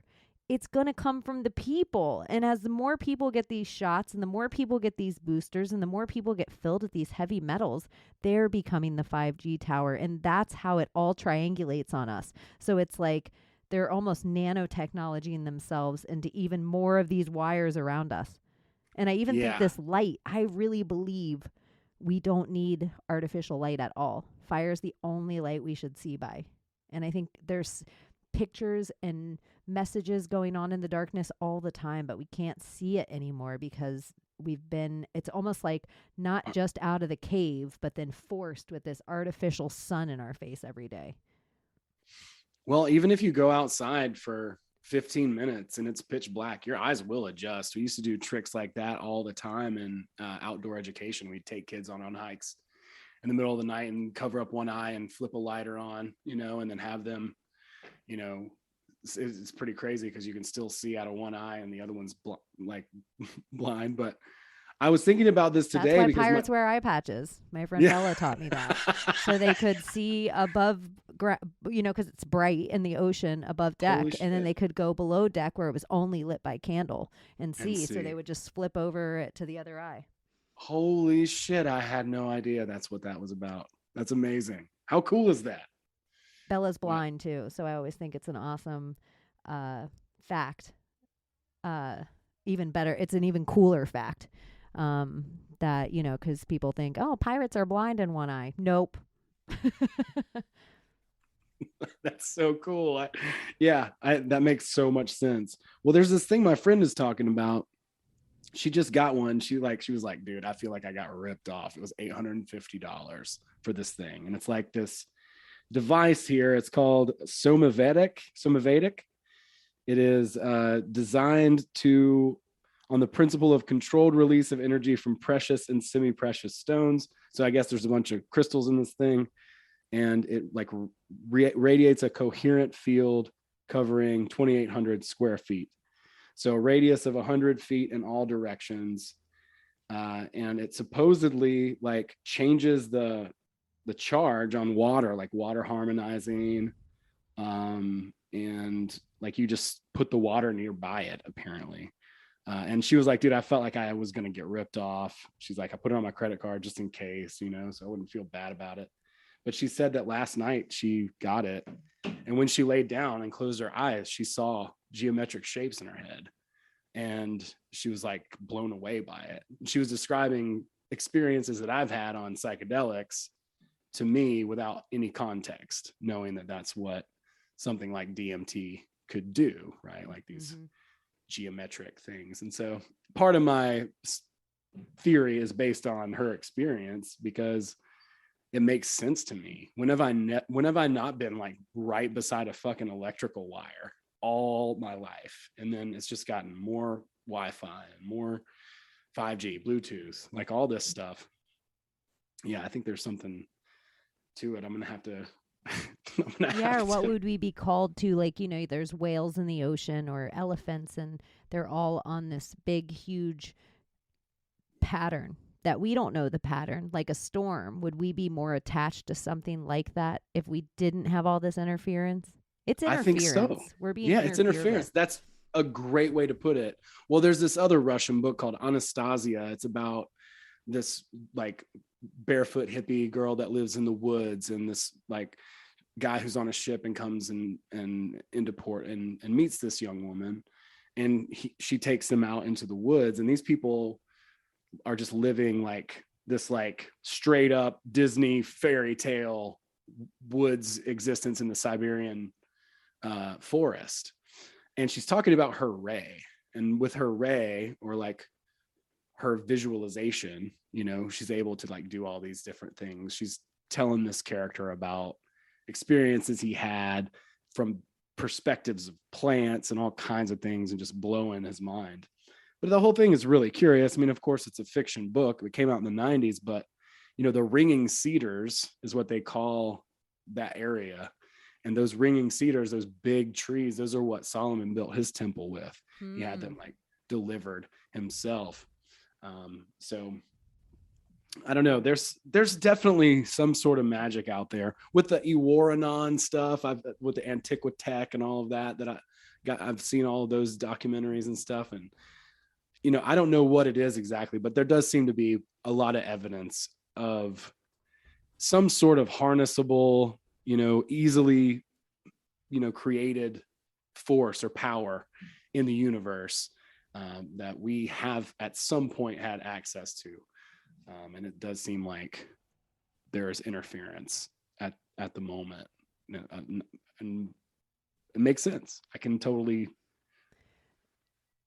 see the case for that. I know. I sometimes am like, okay, let's say we all are these master manifestors and all of this stuff. Isn't it kind of good that we would be getting our powers back at such a slow pace with such people that are going through all their trauma work, that are just realizing this? I keep going back to the phrase that God only gives you what you can handle. And everyone always thinks of it in the bad, like, oh, somebody else died. Oh, I lost my job. Oh, I was in a car accident. God only gives you what you can handle, girl. Hang in there. But really, it's gifts too. It's visions and things too. Like if you all of a sudden became clairvoyant tomorrow, you might be okay to handle it all the way now. You might be okay to handle being psychic tomorrow now. But if that would have happened to you 10 years ago, it might have made you crazy. And so I think we are kind of getting to this place of we're getting what we can handle now. And if there is these gifts, like I believe we are manifestors. I believe we created this whole realm. I think from the pushed up mountains to the tiger stripes, I think we are creative beyond belief. But I think we're tainted that our creations are unpure now. But I don't think they have to be. I just think it's like the power needs to shift back to responsible hands. But that's where the nerves come in. Because I used to be a full disclosure person where I was like, give everyone everything. Now I'm like, I don't trust these people with nothing. Look at them in their masks at Target. Well, I used to be just give everything away for free. Don't ever charge for anything. But I've changed on that because people don't frankly value things if they don't pay for them very often. Like even me, I can think the same example. You know, there's courses that I've taken that I've paid, I don't know, thousands of dollars for, let's say. And then there was the same information available to me, you know, through probably a free thing. The information was probably the same. The free one, if they would have just given it to me, I probably wouldn't have made my way through it. But whenever I put a bunch of money on the line, it really helps me become accountable, you know. And I don't know what that if you're doing that with kittens or dogs or something, like if your cat has kittens, they say to charge $50 a kitten or $100 a kitten, not because you're going to get the money, but somebody that's willing to spend $50 for a kitten is going to be a better home than somebody that's just going to grab the kitten out of a box. Wow. Yeah, that's good. Cause like, it's like, I want to give everything away. But if I give something away, people don't perceive it as it was valuable when they got it. Like if they got something for free from John Elway or, you know, some mega celebrity, Kanye West, or maybe they would perceive it as valuable. I love that John Elway was your first mega celebrity. Do you have like a John Elway autograph or something? Fuck yeah, I love John Elway. Come on. You're like best quarterback ever, Broncos. Right. Back on topic. But, you know, at that point, you know, maybe they perceive it that way. But yeah, I've seen the phenomenon over and over and over and over again, where, you know, you want to do something really nice for somebody and you try, but it's like the more that you kind of give, it's almost like you're giving I give, you know, I want to give, you know, but like, then you give too much. And then it's just like, I don't know what it is. It's often not appreciated at the same rate as someone who invested somehow. It wouldn't have to be money, right? Yeah. But whatever that thing is, it's like, I need this information. It's really valuable to me, or whatever's being offered. But I see it as kind of a bummer. But I've also started really backtracking and working back to like that idea of working with source, you know, creatively, I think we need to keep our power too. You know, it's like really easy to just want to give, but we have to be able to keep our power and our own energy too. That is something I'm definitely working on. Just, I can't fix everything. Yeah. I can't, I don't know what it is. I don't know if it's like total daddy issues, I'm sure, but then totally like white knighty where, you know, I don't like to see people sad. And if I can figure out a way to fix it, and I think maybe the more healed I get and maybe the more woke I get in my heart chakra, where like that's just my empathy, I am realizing like some of the wounds that happen to people have nothing to do with you, and you can't take them personally. That wound is there, and we all, I think, kind of want to, in a way, like be the Band-Aid for that wound. And maybe Band-Aids help wounds heal sometimes, but the wound has to heal without you in it. That is like something I've realized in my own injuries and my own traumas, is that sometimes relationships will be healed inside the wound. So you don't even realize as you're going through the trauma of the event that, oh my gosh, I either lost this relationship or made this relationship based on this traumatic event, because it was all in this wound. So it's like, whew, it's like a pretty exhausting lifetime. But I'm really, I'm really, the communicating part is key for me. And it's also just for myself. It's probably a very good trait to want to help everybody out, but it's definitely to take it personally when you can't fix it is a bad trait. And I'm trying and it's okay to like feel good even if somebody else feels bad. Like if you're an empath, you know, if you pick up on people, then it's really easy to just kind of like sink down sort of to where they're at.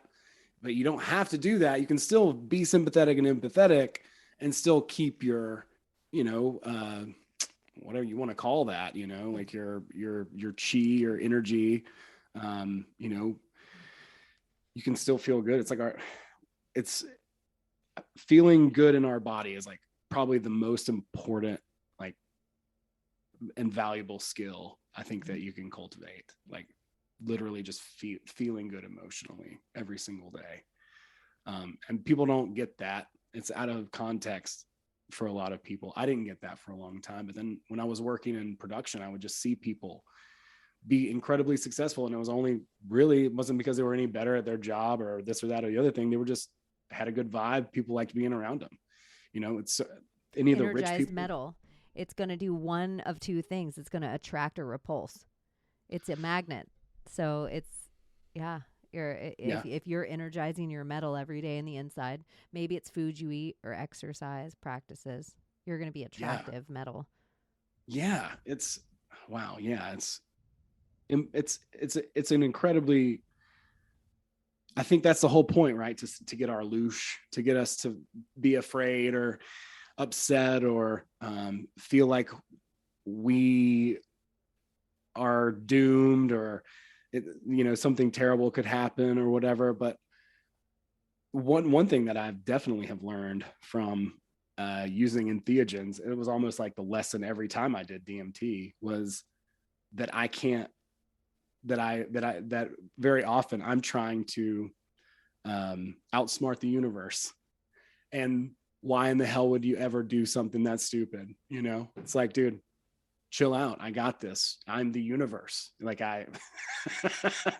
like you don't have to trip, you know, those would often be the strings that would like, you're making me want to do DMT again. Release. And it was definitely one of those know that now, you know, for everybody, know that like you can't outsmart the universe. The universe has got you, you know, like there's no escape. There's only surrender. You know, that's just how it is. And so it had been very life affirming having that experience. So I will say that. So I hope, I definitely hope you have an amazing experience when you decide. I have one really heroic dose of DMT left. And it was probably like 10 years, maybe 9 years from the first time I did it to the second time. And I would say I did it 2.5 times, just because I think for some reason your body on the first time you do it refuses to die. It's like trying to drown yourself. You just can't do it. So when you first take that first bit of DMT, whatever it is, your body's like, and fights it. And so it's just not quite the experience. And then, so, the 2 times that I did it, the first time was divinely feminine. And the second time was divinely masculine. And the second time I told the DMT, I'm ready for it. Like, give it to me. And in the nymph phase of the DMT, where it was like kind of sexual and root chakra and like, yoo-hoo, come and play. I remember those bitches. The sirens, that's what I call them. I don't know why I feel like the color green, but I remember being like, I don't have time for this. Like, this is not why I'm here, broadies. And they just dropped me into like nothing, where everyone's like, hell? No, nothing. Like, before there was God, there was nothing. And I was there. And I don't know how to explain that to people. That's but wild. every single thing that I loved and missed about Cheney was like one little tiny piece of what made me peel myself out of the darkness to become God. And then I looked out into this nothing and this void. And the daunting task of time and space were irrelevant. Just the idea of me having to recreate every single thing in life again to eventually have Cheney so that I could somehow experience the love I had in that flesh was an overwhelming task. And it was so lonely. Wow, that is so crazy. Loneliness. That's what I felt as God the most. Huh. That was the number one. It wasn't love. It was lonely. He created everything because of he is love, or it created everything because it has no companion. Like, we're the companion of God. It's insane. Yeah. I don't know. That is But insane. I agree with that. I think that's astute. And that's a crazy And I say experience. he because when I look down at myself, I didn't have like genitalia, but it was definitely like muscle, blue, masculine body. Like, it was so tall and so strong. And it was, I like the Prometheus version. Like, when as I flipped through things trying to see what it took me probably 4 years to see what I saw finally on the first DMT trip. Wow. So for the second DMT trip, for it to all come crazy. And then I was like, never going there again, never need to. But Right. over the last couple of weeks, it's like, no, you want to again. And you're going to do it on the same day you did it a year. Yeah. What do they say? What is the thing? You don't find it, it finds you, you know? I tell 12:20 into the 12. I did the DMT and then I did mushrooms for 3 days and didn't sleep and just let myself completely peel the veil of reality away. But some of the friends I met during that time are my bestest friends now. Yeah. So ridiculous. Some of the stuff that the universe is like, here's a message, call them. And I'm like, I can't call them and say that. The universe is like, oh, but you can, or I'm going to harass you for the next 12 hours. Maybe I'll make you feel suicidal. Maybe I'll make you feel like you can fly. It's all going to happen. And you're going to stay up and we're going to do this. Rage. But yeah, the DMT, I think everyone should do it. I'm not going to say the same thing, but if you're going to do it, I do want to say, try to find somebody who knows what they're doing, somebody who can help you through the experience, and someone who can hold space for you when you're in that place and be there for you in a loving way, you know? My second time I did it alone outside. The first time I did it alone, I had an amazing experience. The second time is pretty wild. It was different. I was in a hotel room, you know, and I was laying on the bed and I was like, well, I don't want to fly with this shit. You know, this is years and years ago. And I didn't know anything. I didn't know how to do it right. You know, I had a really cool experience the first time. I was on a beach in a tent somewhere, you know, and it just worked out really well. But the second time I was like, by the way, out of all the drugs I've done, nothing tastes as bad as DMT. Nothing. It is like, like, this is what DMT tastes worse than meth. That's hilarious. That's your t-shirt. I know. Every time I say the word meth, I want to be like, I'm so old. It wasn't even meth yet. It wasn't even called meth. It was called crank when I was a kid. We just thought it was like cheap cocaine. Right. It looked like peanut butter. I put it on my sandwich. Oh my God. But yeah, I mean, the second time it was this weird, I went to some place where this weird, like, Star Wars sort of looking thing with a bunch of little babes suckling on it, and didn't notice me at first. And then when it looked over, it just kind of glanced at me like, what the fuck are you doing here? Like, didn't you get what you came for the first time? And I was like, so I took that as a lesson to like not overindulge or, be recreational, I guess, with it, or maybe arrogant too, about just entering into a spiritual sort of holy place. I do think that's what happened to Moses and very many of the I always respected it. I always knew exactly what I was getting into. And for whatever reason, I read the Spirit Molecule book and I watched all these people. And the one phrase that stuck with me is, do not take this drug unless when you let that breath out, you are willing to die. I don't know why it stuck with me, but that's always the last phrase that I have kind of in my head. And the first time I did the DMT, it was like, yay, death. And it was just beautiful. The second time, no joke. Like the second I inhaled it and held it for that before you're gone, as I'm exhaling, I remember thinking, oh, fuck, you just killed yourself.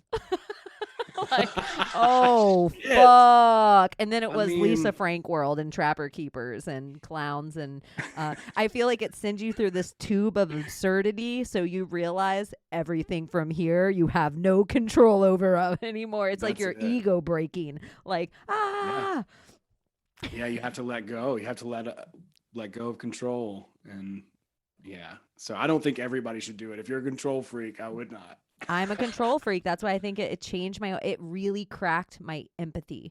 I felt like I lived in my logic. I was a person that just had to know everything, and I had to conceptualize it. And if you told me a story that was a miracle, I had to figure out a logical way that it worked. And something about the DMT, the last time, it's been like almost a year, like my spiritual awakening, the 1220, it changed everything. Wow. I never came back. I really did die. I sometimes wonder if I just woke up on a different timeline and this is who I am now. I feel bad for some of the people that I didn't tell I was going to do this drug because they never even got to say goodbye. That's amazing. No, similarly, like if I couldn't quantify it or explain it, then it couldn't be true. And it probably was a psychedelic that really made me open up to that a few years after, being so stringent and like, it has to make sense. It has to be logical, and understanding like, holy shit, like people are picking up on my vibes. Like there's way something to this. I remember getting in like a cocaine argument, some girl, like lady late at night, at some dude's house that I didn't even know, and this is years and years ago. I'm like trying to party because I'm just completely depressed reading like John Taylor Gatto and, Tragedy and Hope and shit. And I'm like, does it even matter? That's my favorite shit ever. You only know how true that is if you've been involved in that waste of life and breath. Yeah, having an argument that most arguments I've ever had on that drug, I couldn't tell you. I don't remember them at all. But this particular one, like where I'm just like going after this poor young girl about it doesn't matter positivity or negativity, like how all these things are bad because it was just in a bad place. And you probably had the Coke in your pocket, so she was just sitting there like, how much longer am I gonna have to endure this madman? That's what I always thought was so funny. Like I lived in Los Angeles for a while and I had my Coke stent when I was like younger in Florida. So by the time I got to LA, I felt kind of safe from that drug. I was like the friend that never had to buy Coke anymore because of how rare I did it. And anytime I did do it, everyone would be like, yay, Cheney's doing Coke.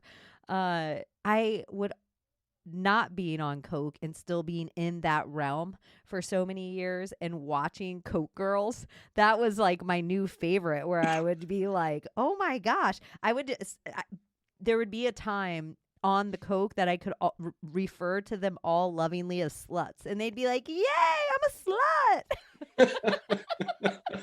I mean, it does something to you. But I was bad off though. I mean, I think about that story again. I'm like, holy shit. I was so depressed. Cocaine couldn't cheer me up, like That is no place to be. I used to sign bathroom walls. I would always go everywhere in Los Angeles with a Sharpie in my pocket. And so I would sign the bathroom walls. I did lines off Britney's tits, righteous bitch. And so then one day I ran into these girls on cocaine at some random party. And they were like, yeah, we did lines off Britney's tits. And I'm like, did you? Because that's what I write on the bathroom walls. And they were like, oh my God, we never have, but we started stealing that and using it. And I was like, oh my God, sluts, you totally stole my fake Hollywood story. So then I'd run into these girls anywhere in Los Angeles, and I'd be like, sluts. And they'd be like, Janie. So excited to see me. But I always felt like the sluts were me if I was a 10. You know, that like they were really hot girls and they could get away with bad behavior. That's fun. Yeah, sorry to bring up sluts. All this sluts talk on your spiritual podcast with Bootsy Greenwood. You're fine. I love it. I encourage people to be themselves. Even if that's slutty. And even not if everyone it's slutty. should do DMT. And not everyone should I'm gonna be the wholesome one on the show. You can like I feel like not everyone should probably do anything. There probably isn't one thing out there that's for everyone. I felt that way the first time I did ecstasy. I was like, I want to call my mom. We're going to do ecstasy together. And then my friends are like, oh, that's not a good idea. You know, I had good friends, thank God. But like, I swear to God, like the first time that happened, I was like, everybody needs to do ecstasy. And in a sense, I kind of feel that way, but I don't know how everyone else relates. I know MDMA, like I feel like everyone could be good on that. I feel like every drug probably shamanistically, if there was the right situation, maybe would be good for everyone. Mm-hmm. Not cocaine, not that shit, but like psychedelics. Yeah. I don't know. I'm even thinking of like how different acid and mushrooms are from each other. And then there's so many I would never even touch still to this day, like salvia. I don't want to. Salvia was not a good experience for me. It was just weird. Like and one time we got some like mushroom chocolates and they were something else. It was that stuff that's in Robitussin, the cough syrup stuff. Oh, yeah. I used to have friends that would robo trip. Yeah, no. Mm-mm. Don't recommend that. It was gross. Terrible. I hung out with friends while they did that one day. We walked down railroad tracks. Like most of the other like drugs in that category, like maybe you don't feel smarter, but you have some sort of grand takeaway. You're like, I feel like I got something. That one, like there was literally nothing gained from doing it. It was. I'm so dumb when they were talking about hip hop artists doing scissor up. I thought they were just robo tripping. Like I didn't know they were drinking liquid codeine. I just thought they were like, oh, they're doing Robitussin. Is this the new hip hop thing that Lil Wayne's up to? I didn't know they were like, no, he has liquid codeine in there. It's syrup. I was like, oh, okay, this makes more sense. He's getting high on heroin, not on Robitussin. Yeah, now what is it? Fentanyl? I know, probably. God, man, fucking hell. Sneak it in with the fentanyl. Oh my God, no. Do you have the cool parents or did you have strict parents? I had my dad was kind of strict. My mom was kind of a hippie. So part of the reason why I was obsessed always with the 60s. But I mean, they broke up, you know, when we were going to church. I think that was part of the whole going to church thing was like trying to save their marriage. And so they had a really rocky relationship, the two of them, even from since about, I'd say, you know, most of my high school and even like beginning high school and even earlier than that, really. They had a kind of a rough relationship. But they're both, I have great relationships with both of them individually, and they're both entrepreneurs of different types. My dad's a little bit more, I would say, I guess, conservative.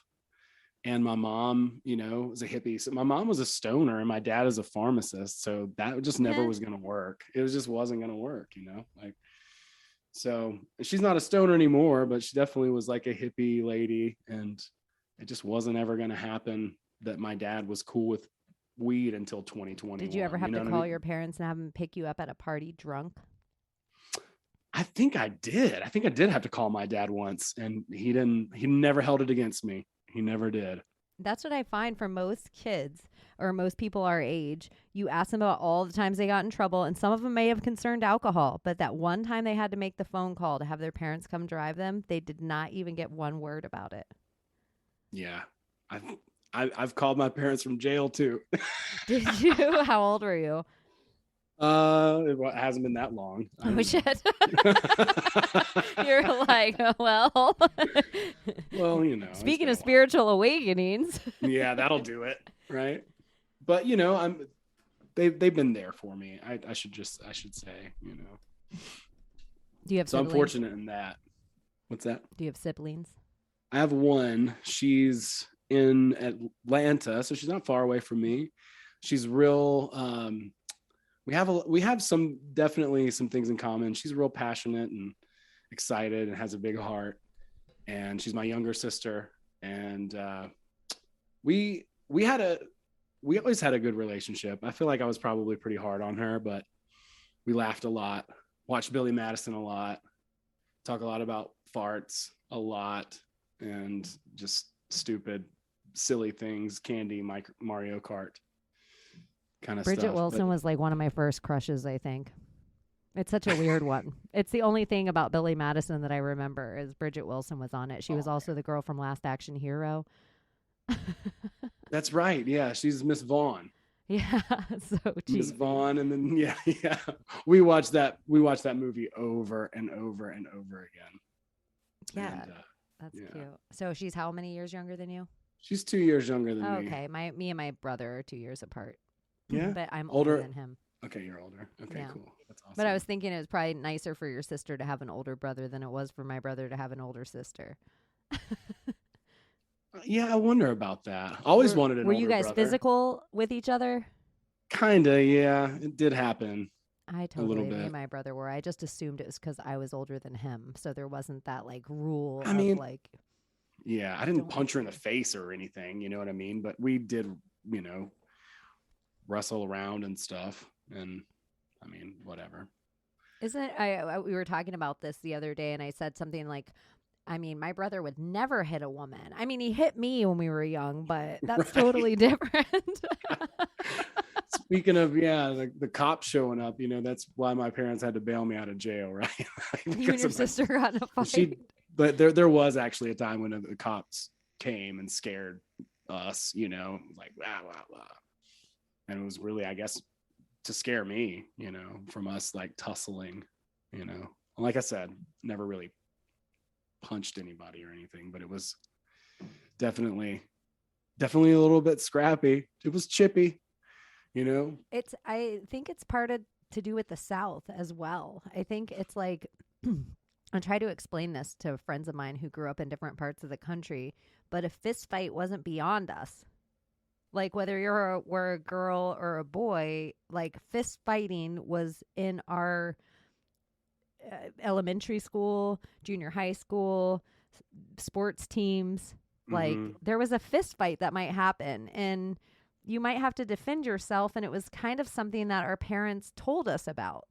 Like so many friends I have that grew up on the West Coast of the country, they have no concept of that idea of like, no, when somebody said something to you that you didn't like in the South, you might get punched in the face. There was an immediate consequence to you being like a dickhead or a bully or a boob or condescending or one of these weird things. Like it just wasn't allowed to happen. Somebody was going to do something, but I don't feel like it was unsafe. It was just a reality. It was, though. I mean, it was definitely a reality. And there was a lot of tussling. Like, not a friend I didn't have that I didn't have a fist fight with at some point growing up. Like, it might be short-lived one, but everybody fought each other at some point. You know, there were all kinds of fights. There were like highly publicized ones. You know, people would get together and at like a park at night or something. I mean, it got out of hand, frankly, sometimes, but there was a lot of that. There was like, most of it was, I don't want to say harmless, but for the most part, like really just defending your own property in a lot of ways. It would be a bully, you know, and it might take 2 or 3. I mean, when I hear I remember my grandfather telling me stories of how they got like jumped and stuff walking home from school. It was even worse. And he grew up in Kentucky. You know, it's quite a bit worse. But Yeah, I mean, my that dad, definitely, he would always, in his Letterman jackets, he had a roll of nickels in his every jacket because you might get in a fist fight and you weren't allowed to carry brass knuckles, but you could have a roll of coins. yeah, that's crazy. And I kind of like, even I remember growing up as a girl, but there was enough fights around me that even the like, will make sure that you punch them first, or they don't, or you know, they punch you first, and like there was these little gentleman rules of fighting that we all kind of knew. You didn't jump in if one person was fighting. You split it up. Once one person, everyone like collectively as a group was like, this person won, you'd break it up. There wasn't like a 4 against 1 mentality. There wasn't a knife at the fist fight. Right. I think only, and it did happen once for sure. I know that a kid in my high school was shot and killed, but it wasn't a fist fight. It was like kids playing basketball and other kids rolling up on them, and something weird happened. But I'm sure there was next levels to it that, you know, of drugs and street and gang stuff that we weren't even privy to at the time.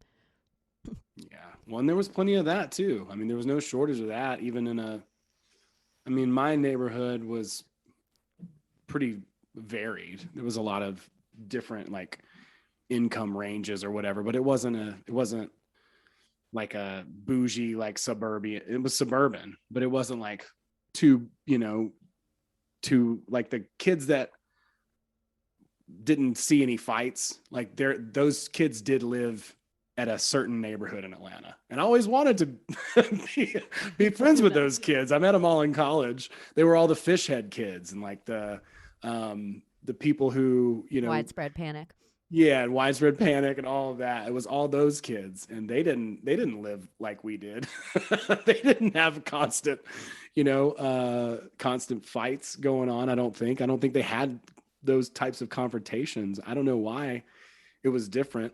I've been doing a lot of reflecting on that and just like the whole culture, you know, and middle school, and what even fuels that. But yeah, like each and every day was like there could have been beef at any point in time with any one of my friends in the middle of class. You could just be sitting in class, and like I've seen people get in fights with my teachers. And I've seen people get in fights with my teachers where the teachers weren't fired or necessarily right. It's like there was just a different rule in the South that sounds so crazy now as an adult. When I talk to other adults, that they're like, I've never been in a fight once in my life. I'm like, oh my gosh, like that's an insane. I remember I dated a guy and he was a boxer. And I would just hang out with him occasionally while he was like hitting the heavy bag. And I put on the gloves and would, you know, I was like, oh, this is a good workout for my arms. And he's like, see what you do with your left hand? You push, and then you're punching with your right. You need to learn how to punch with both hands. I remember him teaching me how to punch with both hands, and that being like I never needed to fight anymore after I got that feather in my hat. It was like I knew women didn't want this anymore, and whatever energy that became, I never had to fight anyone after that. It was like just this knowing. I do have guy friends since that I've totally wrestled around with. And I have one really good guy friend that I sometimes think like, oh, I would love to take a jujitsu class, and then, but I know he'd totally kick my ass just without even, I could just wake him up and be like, hey, look I've been training for 6 months, and he'd be like, flip, flip, flip. But, yeah, anyway. It is a good workout. I took Krav for a little while, and it was interesting. It's all about like just really fucking people up, like it's like hit as many bones and hard places as you can and kick them in the nuts and run. Like that's pretty much Krav Maga, man. It's like savage. I know, like dink, and you put your hand like this, like Three Stooges. Yes. Because there's no rules. There's no gentleman about Krav Maga. There's No no gentleman sport to it. None of that. Well, don't you It's think all that just sometimes with like certain things, like they say, when the British came over to America, the British were blown away because the Americans ran and they didn't stand in a line and they hid in the woods like the Indians. And it's just like, huh, were the British really that dumb with war? Like we were really that much gentlemen about it that we would go and stand across from each other in a line and just load our guns and kill each other right in a line? That seems yeah. so ridiculous. That's the dumbest strategy ever. You know, I know that. So, like, the idea that there's a gentleman's sport and, like, we're going to take 10 paces and then turn and shoot each other. When you're on your second step, I'm going to shoot you in the back. Yeah. Like, what are these gentleman rules of killing? I'm going to tell you this about my dad right now. That one thing he told me by my sophomore year of high school was, who cares about the first hit? When they're putting their book back down, swing away. Whoever gets the first hit wins. Yeah, I mean, my dad would encourage us definitely not to fight. My dad, you know, was a pretty, and still he's definitely now really, really kind guy, really nice. But I mean, the reality of it was just, it was coming at you. Sometimes you were also, like, for me, it was a rarity somebody was like picking on me. I was usually like, somebody was being bullied. Somebody was smaller than everybody else. Something was just like, all right, you guys, it's been enough. It's been a half hour of you just going at this girl. And I don't even know this girl, but I can't take it anymore. And it was usually like righting some wrong, white knighting. But I met some of my friends that way. Well, I think that's great. I like it when people stick up for people who, you know, are clearly being picked on because they're a soft target or whatever, you know, like that's, yeah, I appreciate that. I wish I had done more of that, you know, like that's the thing I wish, but I was often picked on. And like, that's kind of how it was though with our friend group, was it would be kind of, everyone would pick on one and then it would just be someone else's turn at some point, you know, like it was a lot. I know this is what else we were from. Okay, take away all the like physical. We were also from a generation where we would just sit with each other, our best friends, and say, your mama's so fat. Your mama's so ugly. Your mama's so dumb. Your mama's so... And then not only am I offending your mama, whatever the she's so fat is, I'm offending all fat people. It would also have an inclusion like, your mama's so retarded. Your mama's so... We really came from a tough skin place. It's true, yeah. Or your mama's so hot, you know, like that's even worse, you know what I mean? That's like, we're the MILF generation. We first got that American Pie where they were like, hey, right, your mom... I had a hot mom. Yeah. Did you have a hot mom? Yes, I did. I had a hot mom and she had fake boobs. Okay. And she would wear like a G-string. Wow. Yeah, and I had a pool.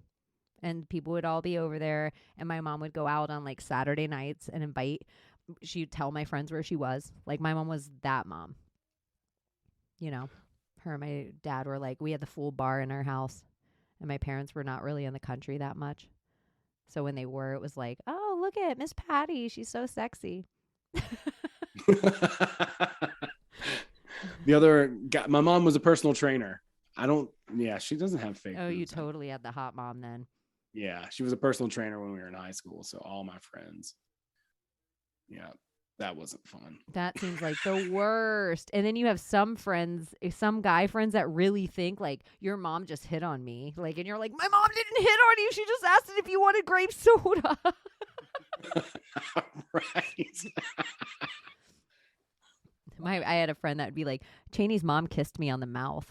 Cheney's mom kissed me on the mouth. I'm like, my mom kisses everybody on the mouth. She's not a lesbian.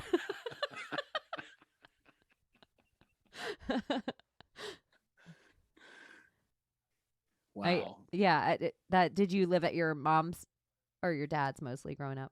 So there was like a time when I was probably around 15 and my mom had sort of split up. And so I was over with her mostly. And then they got back together around a couple of years later. So around 17, I'd say 16, 17, when I did the Jesus freak kind of thing and so they tried to get back together and it just didn't work, but they tried again or whatever. You But I were was like mostly, a Jesus freak with a hot mom. yep. Oh. Yeah. So talk about an easy target.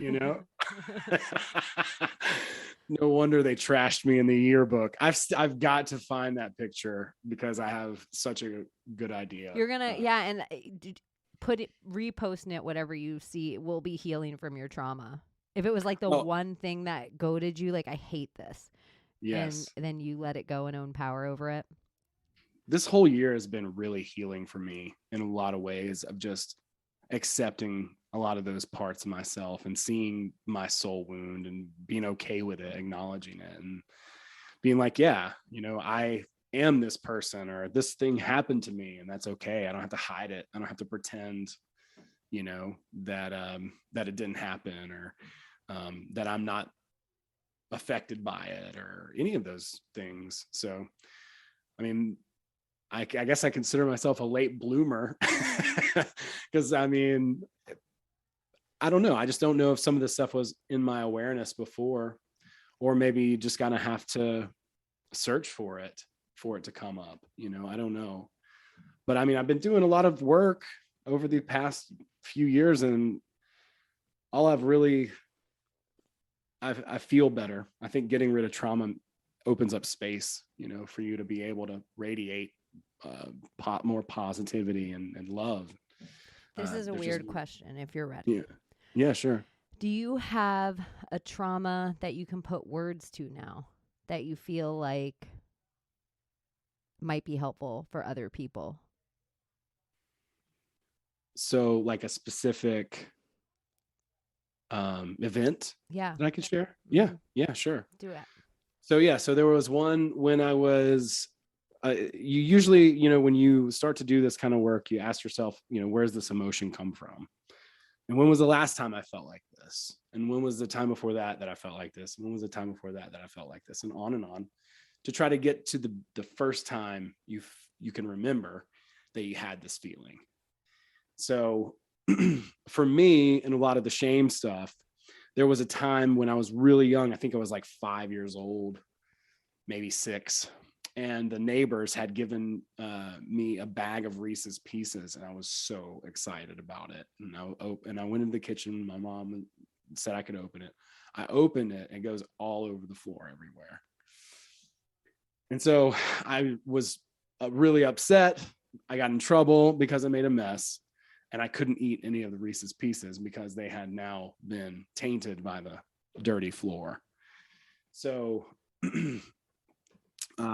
in going through one of the shame sort of things, all the way backtracking to that point, and then understanding that situation, I was working with somebody actually, and the whole idea, when you kind of can isolate that incident, is to go back and recreate the experience, live as yourself witnessing it, and then go into the situation as yourself. Talk to the other people who are in that situation, talk to yourself and tell yourself that there's something really powerful about talking to a past version of yourself. Every time I do that as an experience or exercise, I don't know why, it's really powerful, but doing that, talking to the other people, and really recreating your relationship to that experience, and restating what the rules are now. Like, when this particular thing happens, you know what? I'm going to be encouraged. I'm not going to be ashamed because, I didn't do anything wrong. You can even rewrite the ending where, like, instead of getting yelled at, we like joked around and threw Reese's Pieces at each other or something like that, but the idea is to reestablish the relationship to the event, because it has really nothing to do with the people that are there. It really has everything to do with our own perception and the way that we handle it. And when we can redefine the story in the way that we perceive it and get to the root of that trauma, then a lot of times we can let that go and reintegrate part of ourselves, learn a part of ourselves, learn from our learn who we are and how we've interacted in that particular instance, like with that, I learned a lot about me just like wanting to cheer people up, and that's part of the whole, either it's shame or humiliation soul wound. They're pretty close. I think it's humiliation, but we've been saying shame as well. So I've been using those as synonyms, but that is like, someone who's constantly wanting to cheer somebody up, and feeling kind of responsible to another party to be able to do something, and then feeling not good enough, if they can't do that. Mm-hmm. So getting to sort of the root of that was a really early memory, one of my first, and I think it was impactful. And then when I sort of rewrote that story to it, instead of feeling hurt like I had done something wrong or I was inept because I couldn't open up a bag of candy, I rewrite it to know that I just spilled some candy on the floor and it doesn't matter. It's not a big deal. And I don't have to like wear that as a badge around my neck. I don't have to be defined by that moment either. So it's really about getting touching too. You said going back to yourself. Like I've done this exercise a few times with different incidences as I heal. And when you find that you're going back to yourself and really present there with that moment, it makes you cry a lot of the times, mm-hmm. because you're so sad for this little kid who feels this huge emotion, and that these adults in the room are contributing to this emotion. And it could be so easily, it doesn't have to be that way at all. And when you actually boil it down, this tiny little moment where we all think like these huge things, these, deaths and explosions, and those are going to be the things that really imprint us. But it's this tiny little moment that everybody else moves on with on a random Wednesday, and it changes you forever. And you went to your room after that and how it sat alone with whatever thoughts going to bed that night. And you just, somewhere in ourselves right now, when you can really attach to that kid and sit with them that night and rub their back and hug them and cry with them, it is healing for you now. And it's really emotional. It is. It's really, really emotional. And like definitely a crying experience. And I've done some like work like this unintentionally, sometimes through breath work too. My friend Jay does like a live breath work thing, and he guides you at the end, and you go back to an older version of yourself and talk to him and tell yourself it's going to be okay, just in his breath work session. And man, I mean, powerful. Like I'd be cry laughing at the end of some of those, because the breath work itself is like exhilarating. And then, the power of, for whatever reason, going back like that is, it's intense. And absolutely being there for yourself. It just feels, I feel like it's a great way to close the experience. Did one of your parents, did you witness them sad a lot where you felt the need to cheer them up? Yeah, I was around my mom a lot, and we still have a relationship where we joke around a lot. I felt like I was often cheering her up. Her and my dad fought a lot, so there was a bit of that. And my dad, when I was younger, didn't really encourage me to be funny, so that actually encouraged me to be funny even more and make her laugh in a way that like alienated everybody else too, which is weird, but it was that way. I know, it's kind of crazy. Like these, my humor is my superpower, but it is also the broom used by my family to brush everything under the rug. So I just became the funniest person in my family. I tried to, because it was the only way maybe you could get seen in my household. And my mom was her emotions, high or low, were such, it was the energy that my whole house was dictated upon. So to try to have some control over that energy in my house is a trauma.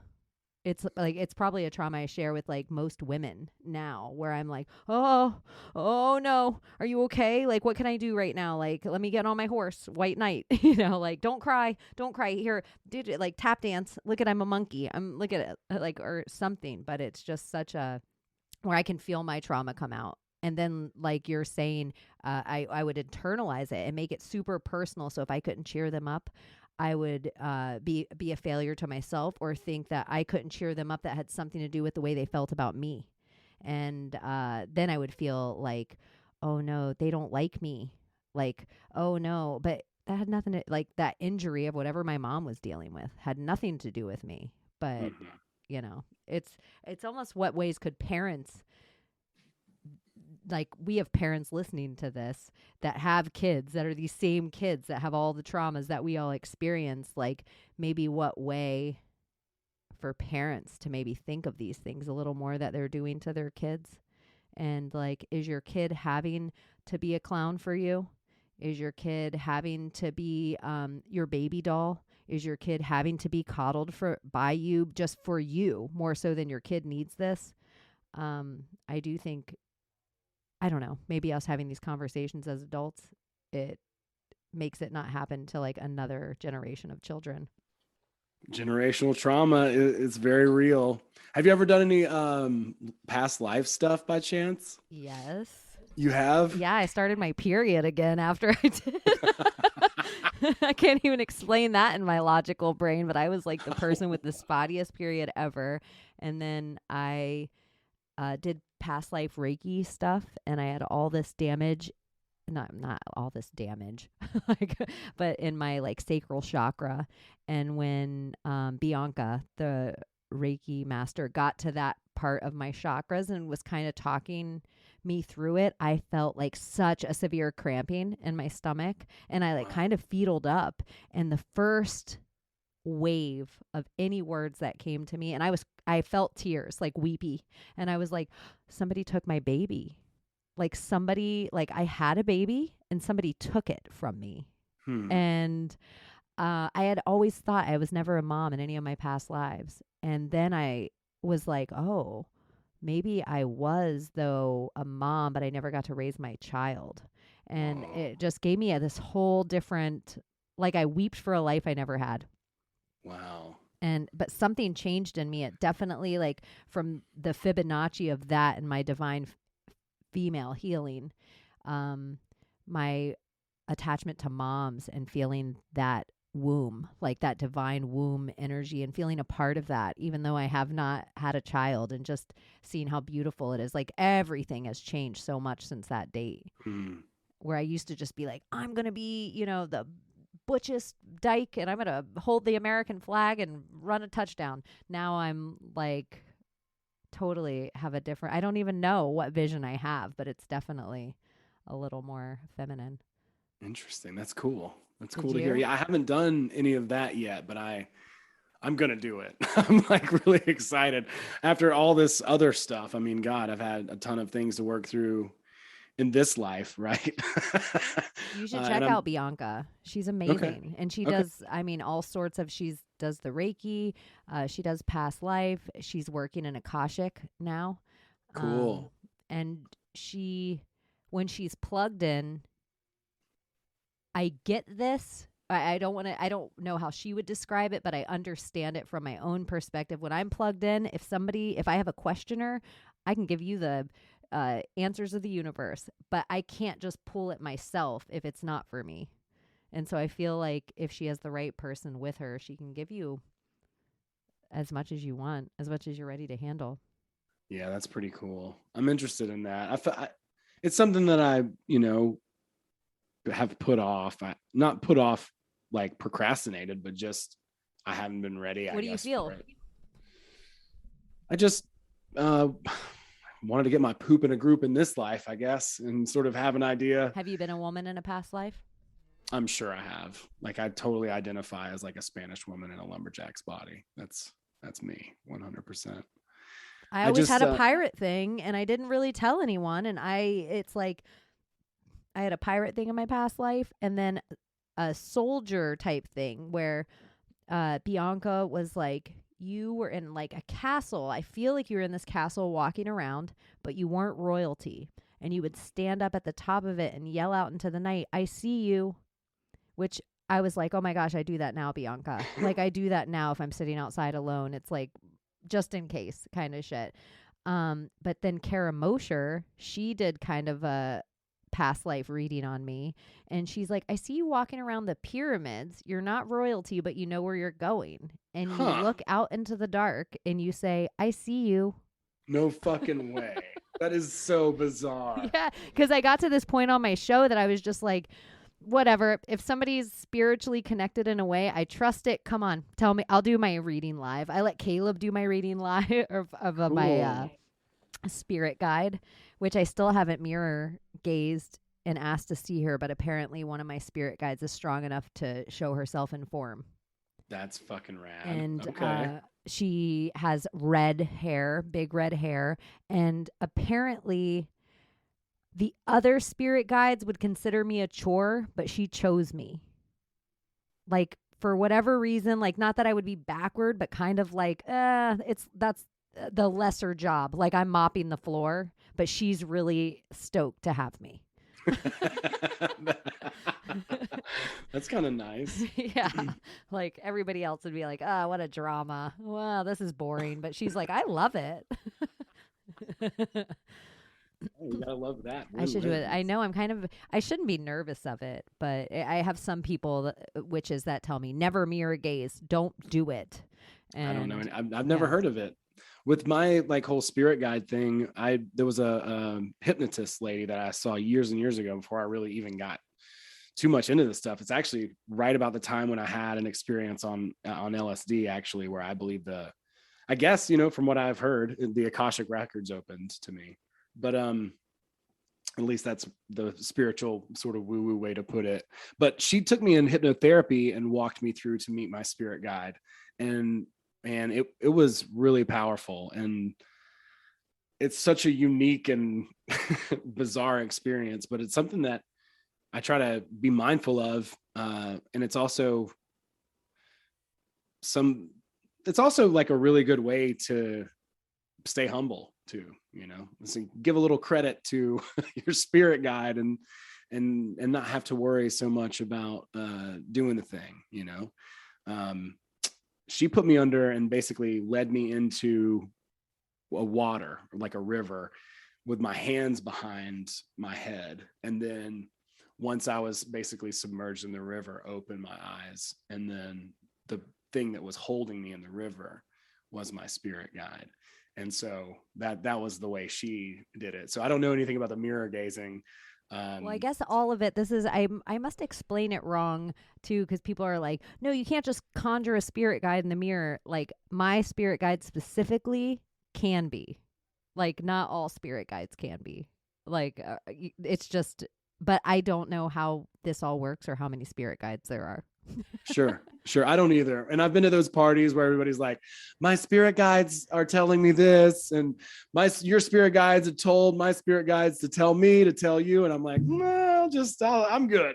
I'm like, here. Hey, spirit guides, zip it. Shut the fuck up. Do you mind? Can we go anywhere? This is one of those sacred things. You know what I'm talking about? Like one of those.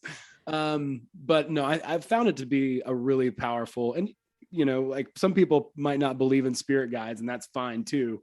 But I've found it to be really a therapeutic thing to employ in my life. It's a good like technique.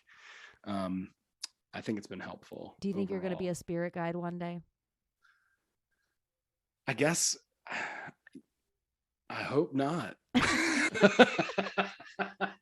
I just want to chill, like, I don't know. It could be cool to be a spirit guide. I don't really know I have to learn more about the job duties and, all the different responsibilities. The 401k, is right, there going to be a company car? Exactly. Insurance, like exactly. What's the salary of this spirit? We're gonna have to negotiate this thing, What's the clout? Maybe that is how it works, as you kind of graduate and you go up into less form or something. I feel like the law of one. Dude, you just blew my mind. Are we not right now like, the dogma of it all? Are we not spirit guides of a lesser realm on this walking planet right now? Wow. Yeah. Holy shit. It's, it's true. Yeah. If there's anything I could guide anybody to, it's yourself, by the way. Um, Yeah, you know, just drop it. Drop the final knowledge before I make you plug everything. Tell everyone, like, if you have a few minutes with my audience, what's the thing? They have to find themselves? yeah, I mean, I guess so. I mean, as cliche as that is, it really is, I think, the most important to really create a relationship with yourself or the self, which is all things, and seeing ourselves that way. I had a friend of mine, that I'm no longer with, right? And so it made me feel really exposed. It made me feel like that so anybody could run out on me at any time. That's how I felt, right? When somebody abandons us, Yeah. not that I was abandoned, I'm not saying that, but when someone, But you said chooses, abandonment is one of those soul wounds. it is one of those soul wounds, right? Yeah. And I do highly recommend that book too. I found it to be really helpful for that kind of trauma work. And it's a diamond in the rough, really. So I do recommend it. Heal Your Wounds and Find Your True Self by Lise Bourbeau. But you have to, I think it's okay if everyone runs away or everyone can leave us. That's the point. The point is to have such an amazing relationship with ourself, with the universe, that everything else, all the other relationships that we have, are reflected as the initial relationship, that vibe that we create, with ourselves and with spirit, source, Jesus, whatever, however you choose to worship. But I think that's really at the primary cause of all of it. And the rest of it is going to be a reflection. The world is a mirror, and we're going to see the reflection that we broadcast. So I encourage everybody to make it a really positive one and connect as much as possible. Hit me up, send me a message. I'm really chatty. I'm pretty chatty. How I'm do they hit chatty-ish. you up? Tell everyone where to find Bootsy Greenwood. Sure. Owen Hunt, not Owen Cunt. Yeah, .com. That's what I should buy the domain. Yes, not owencunt.com.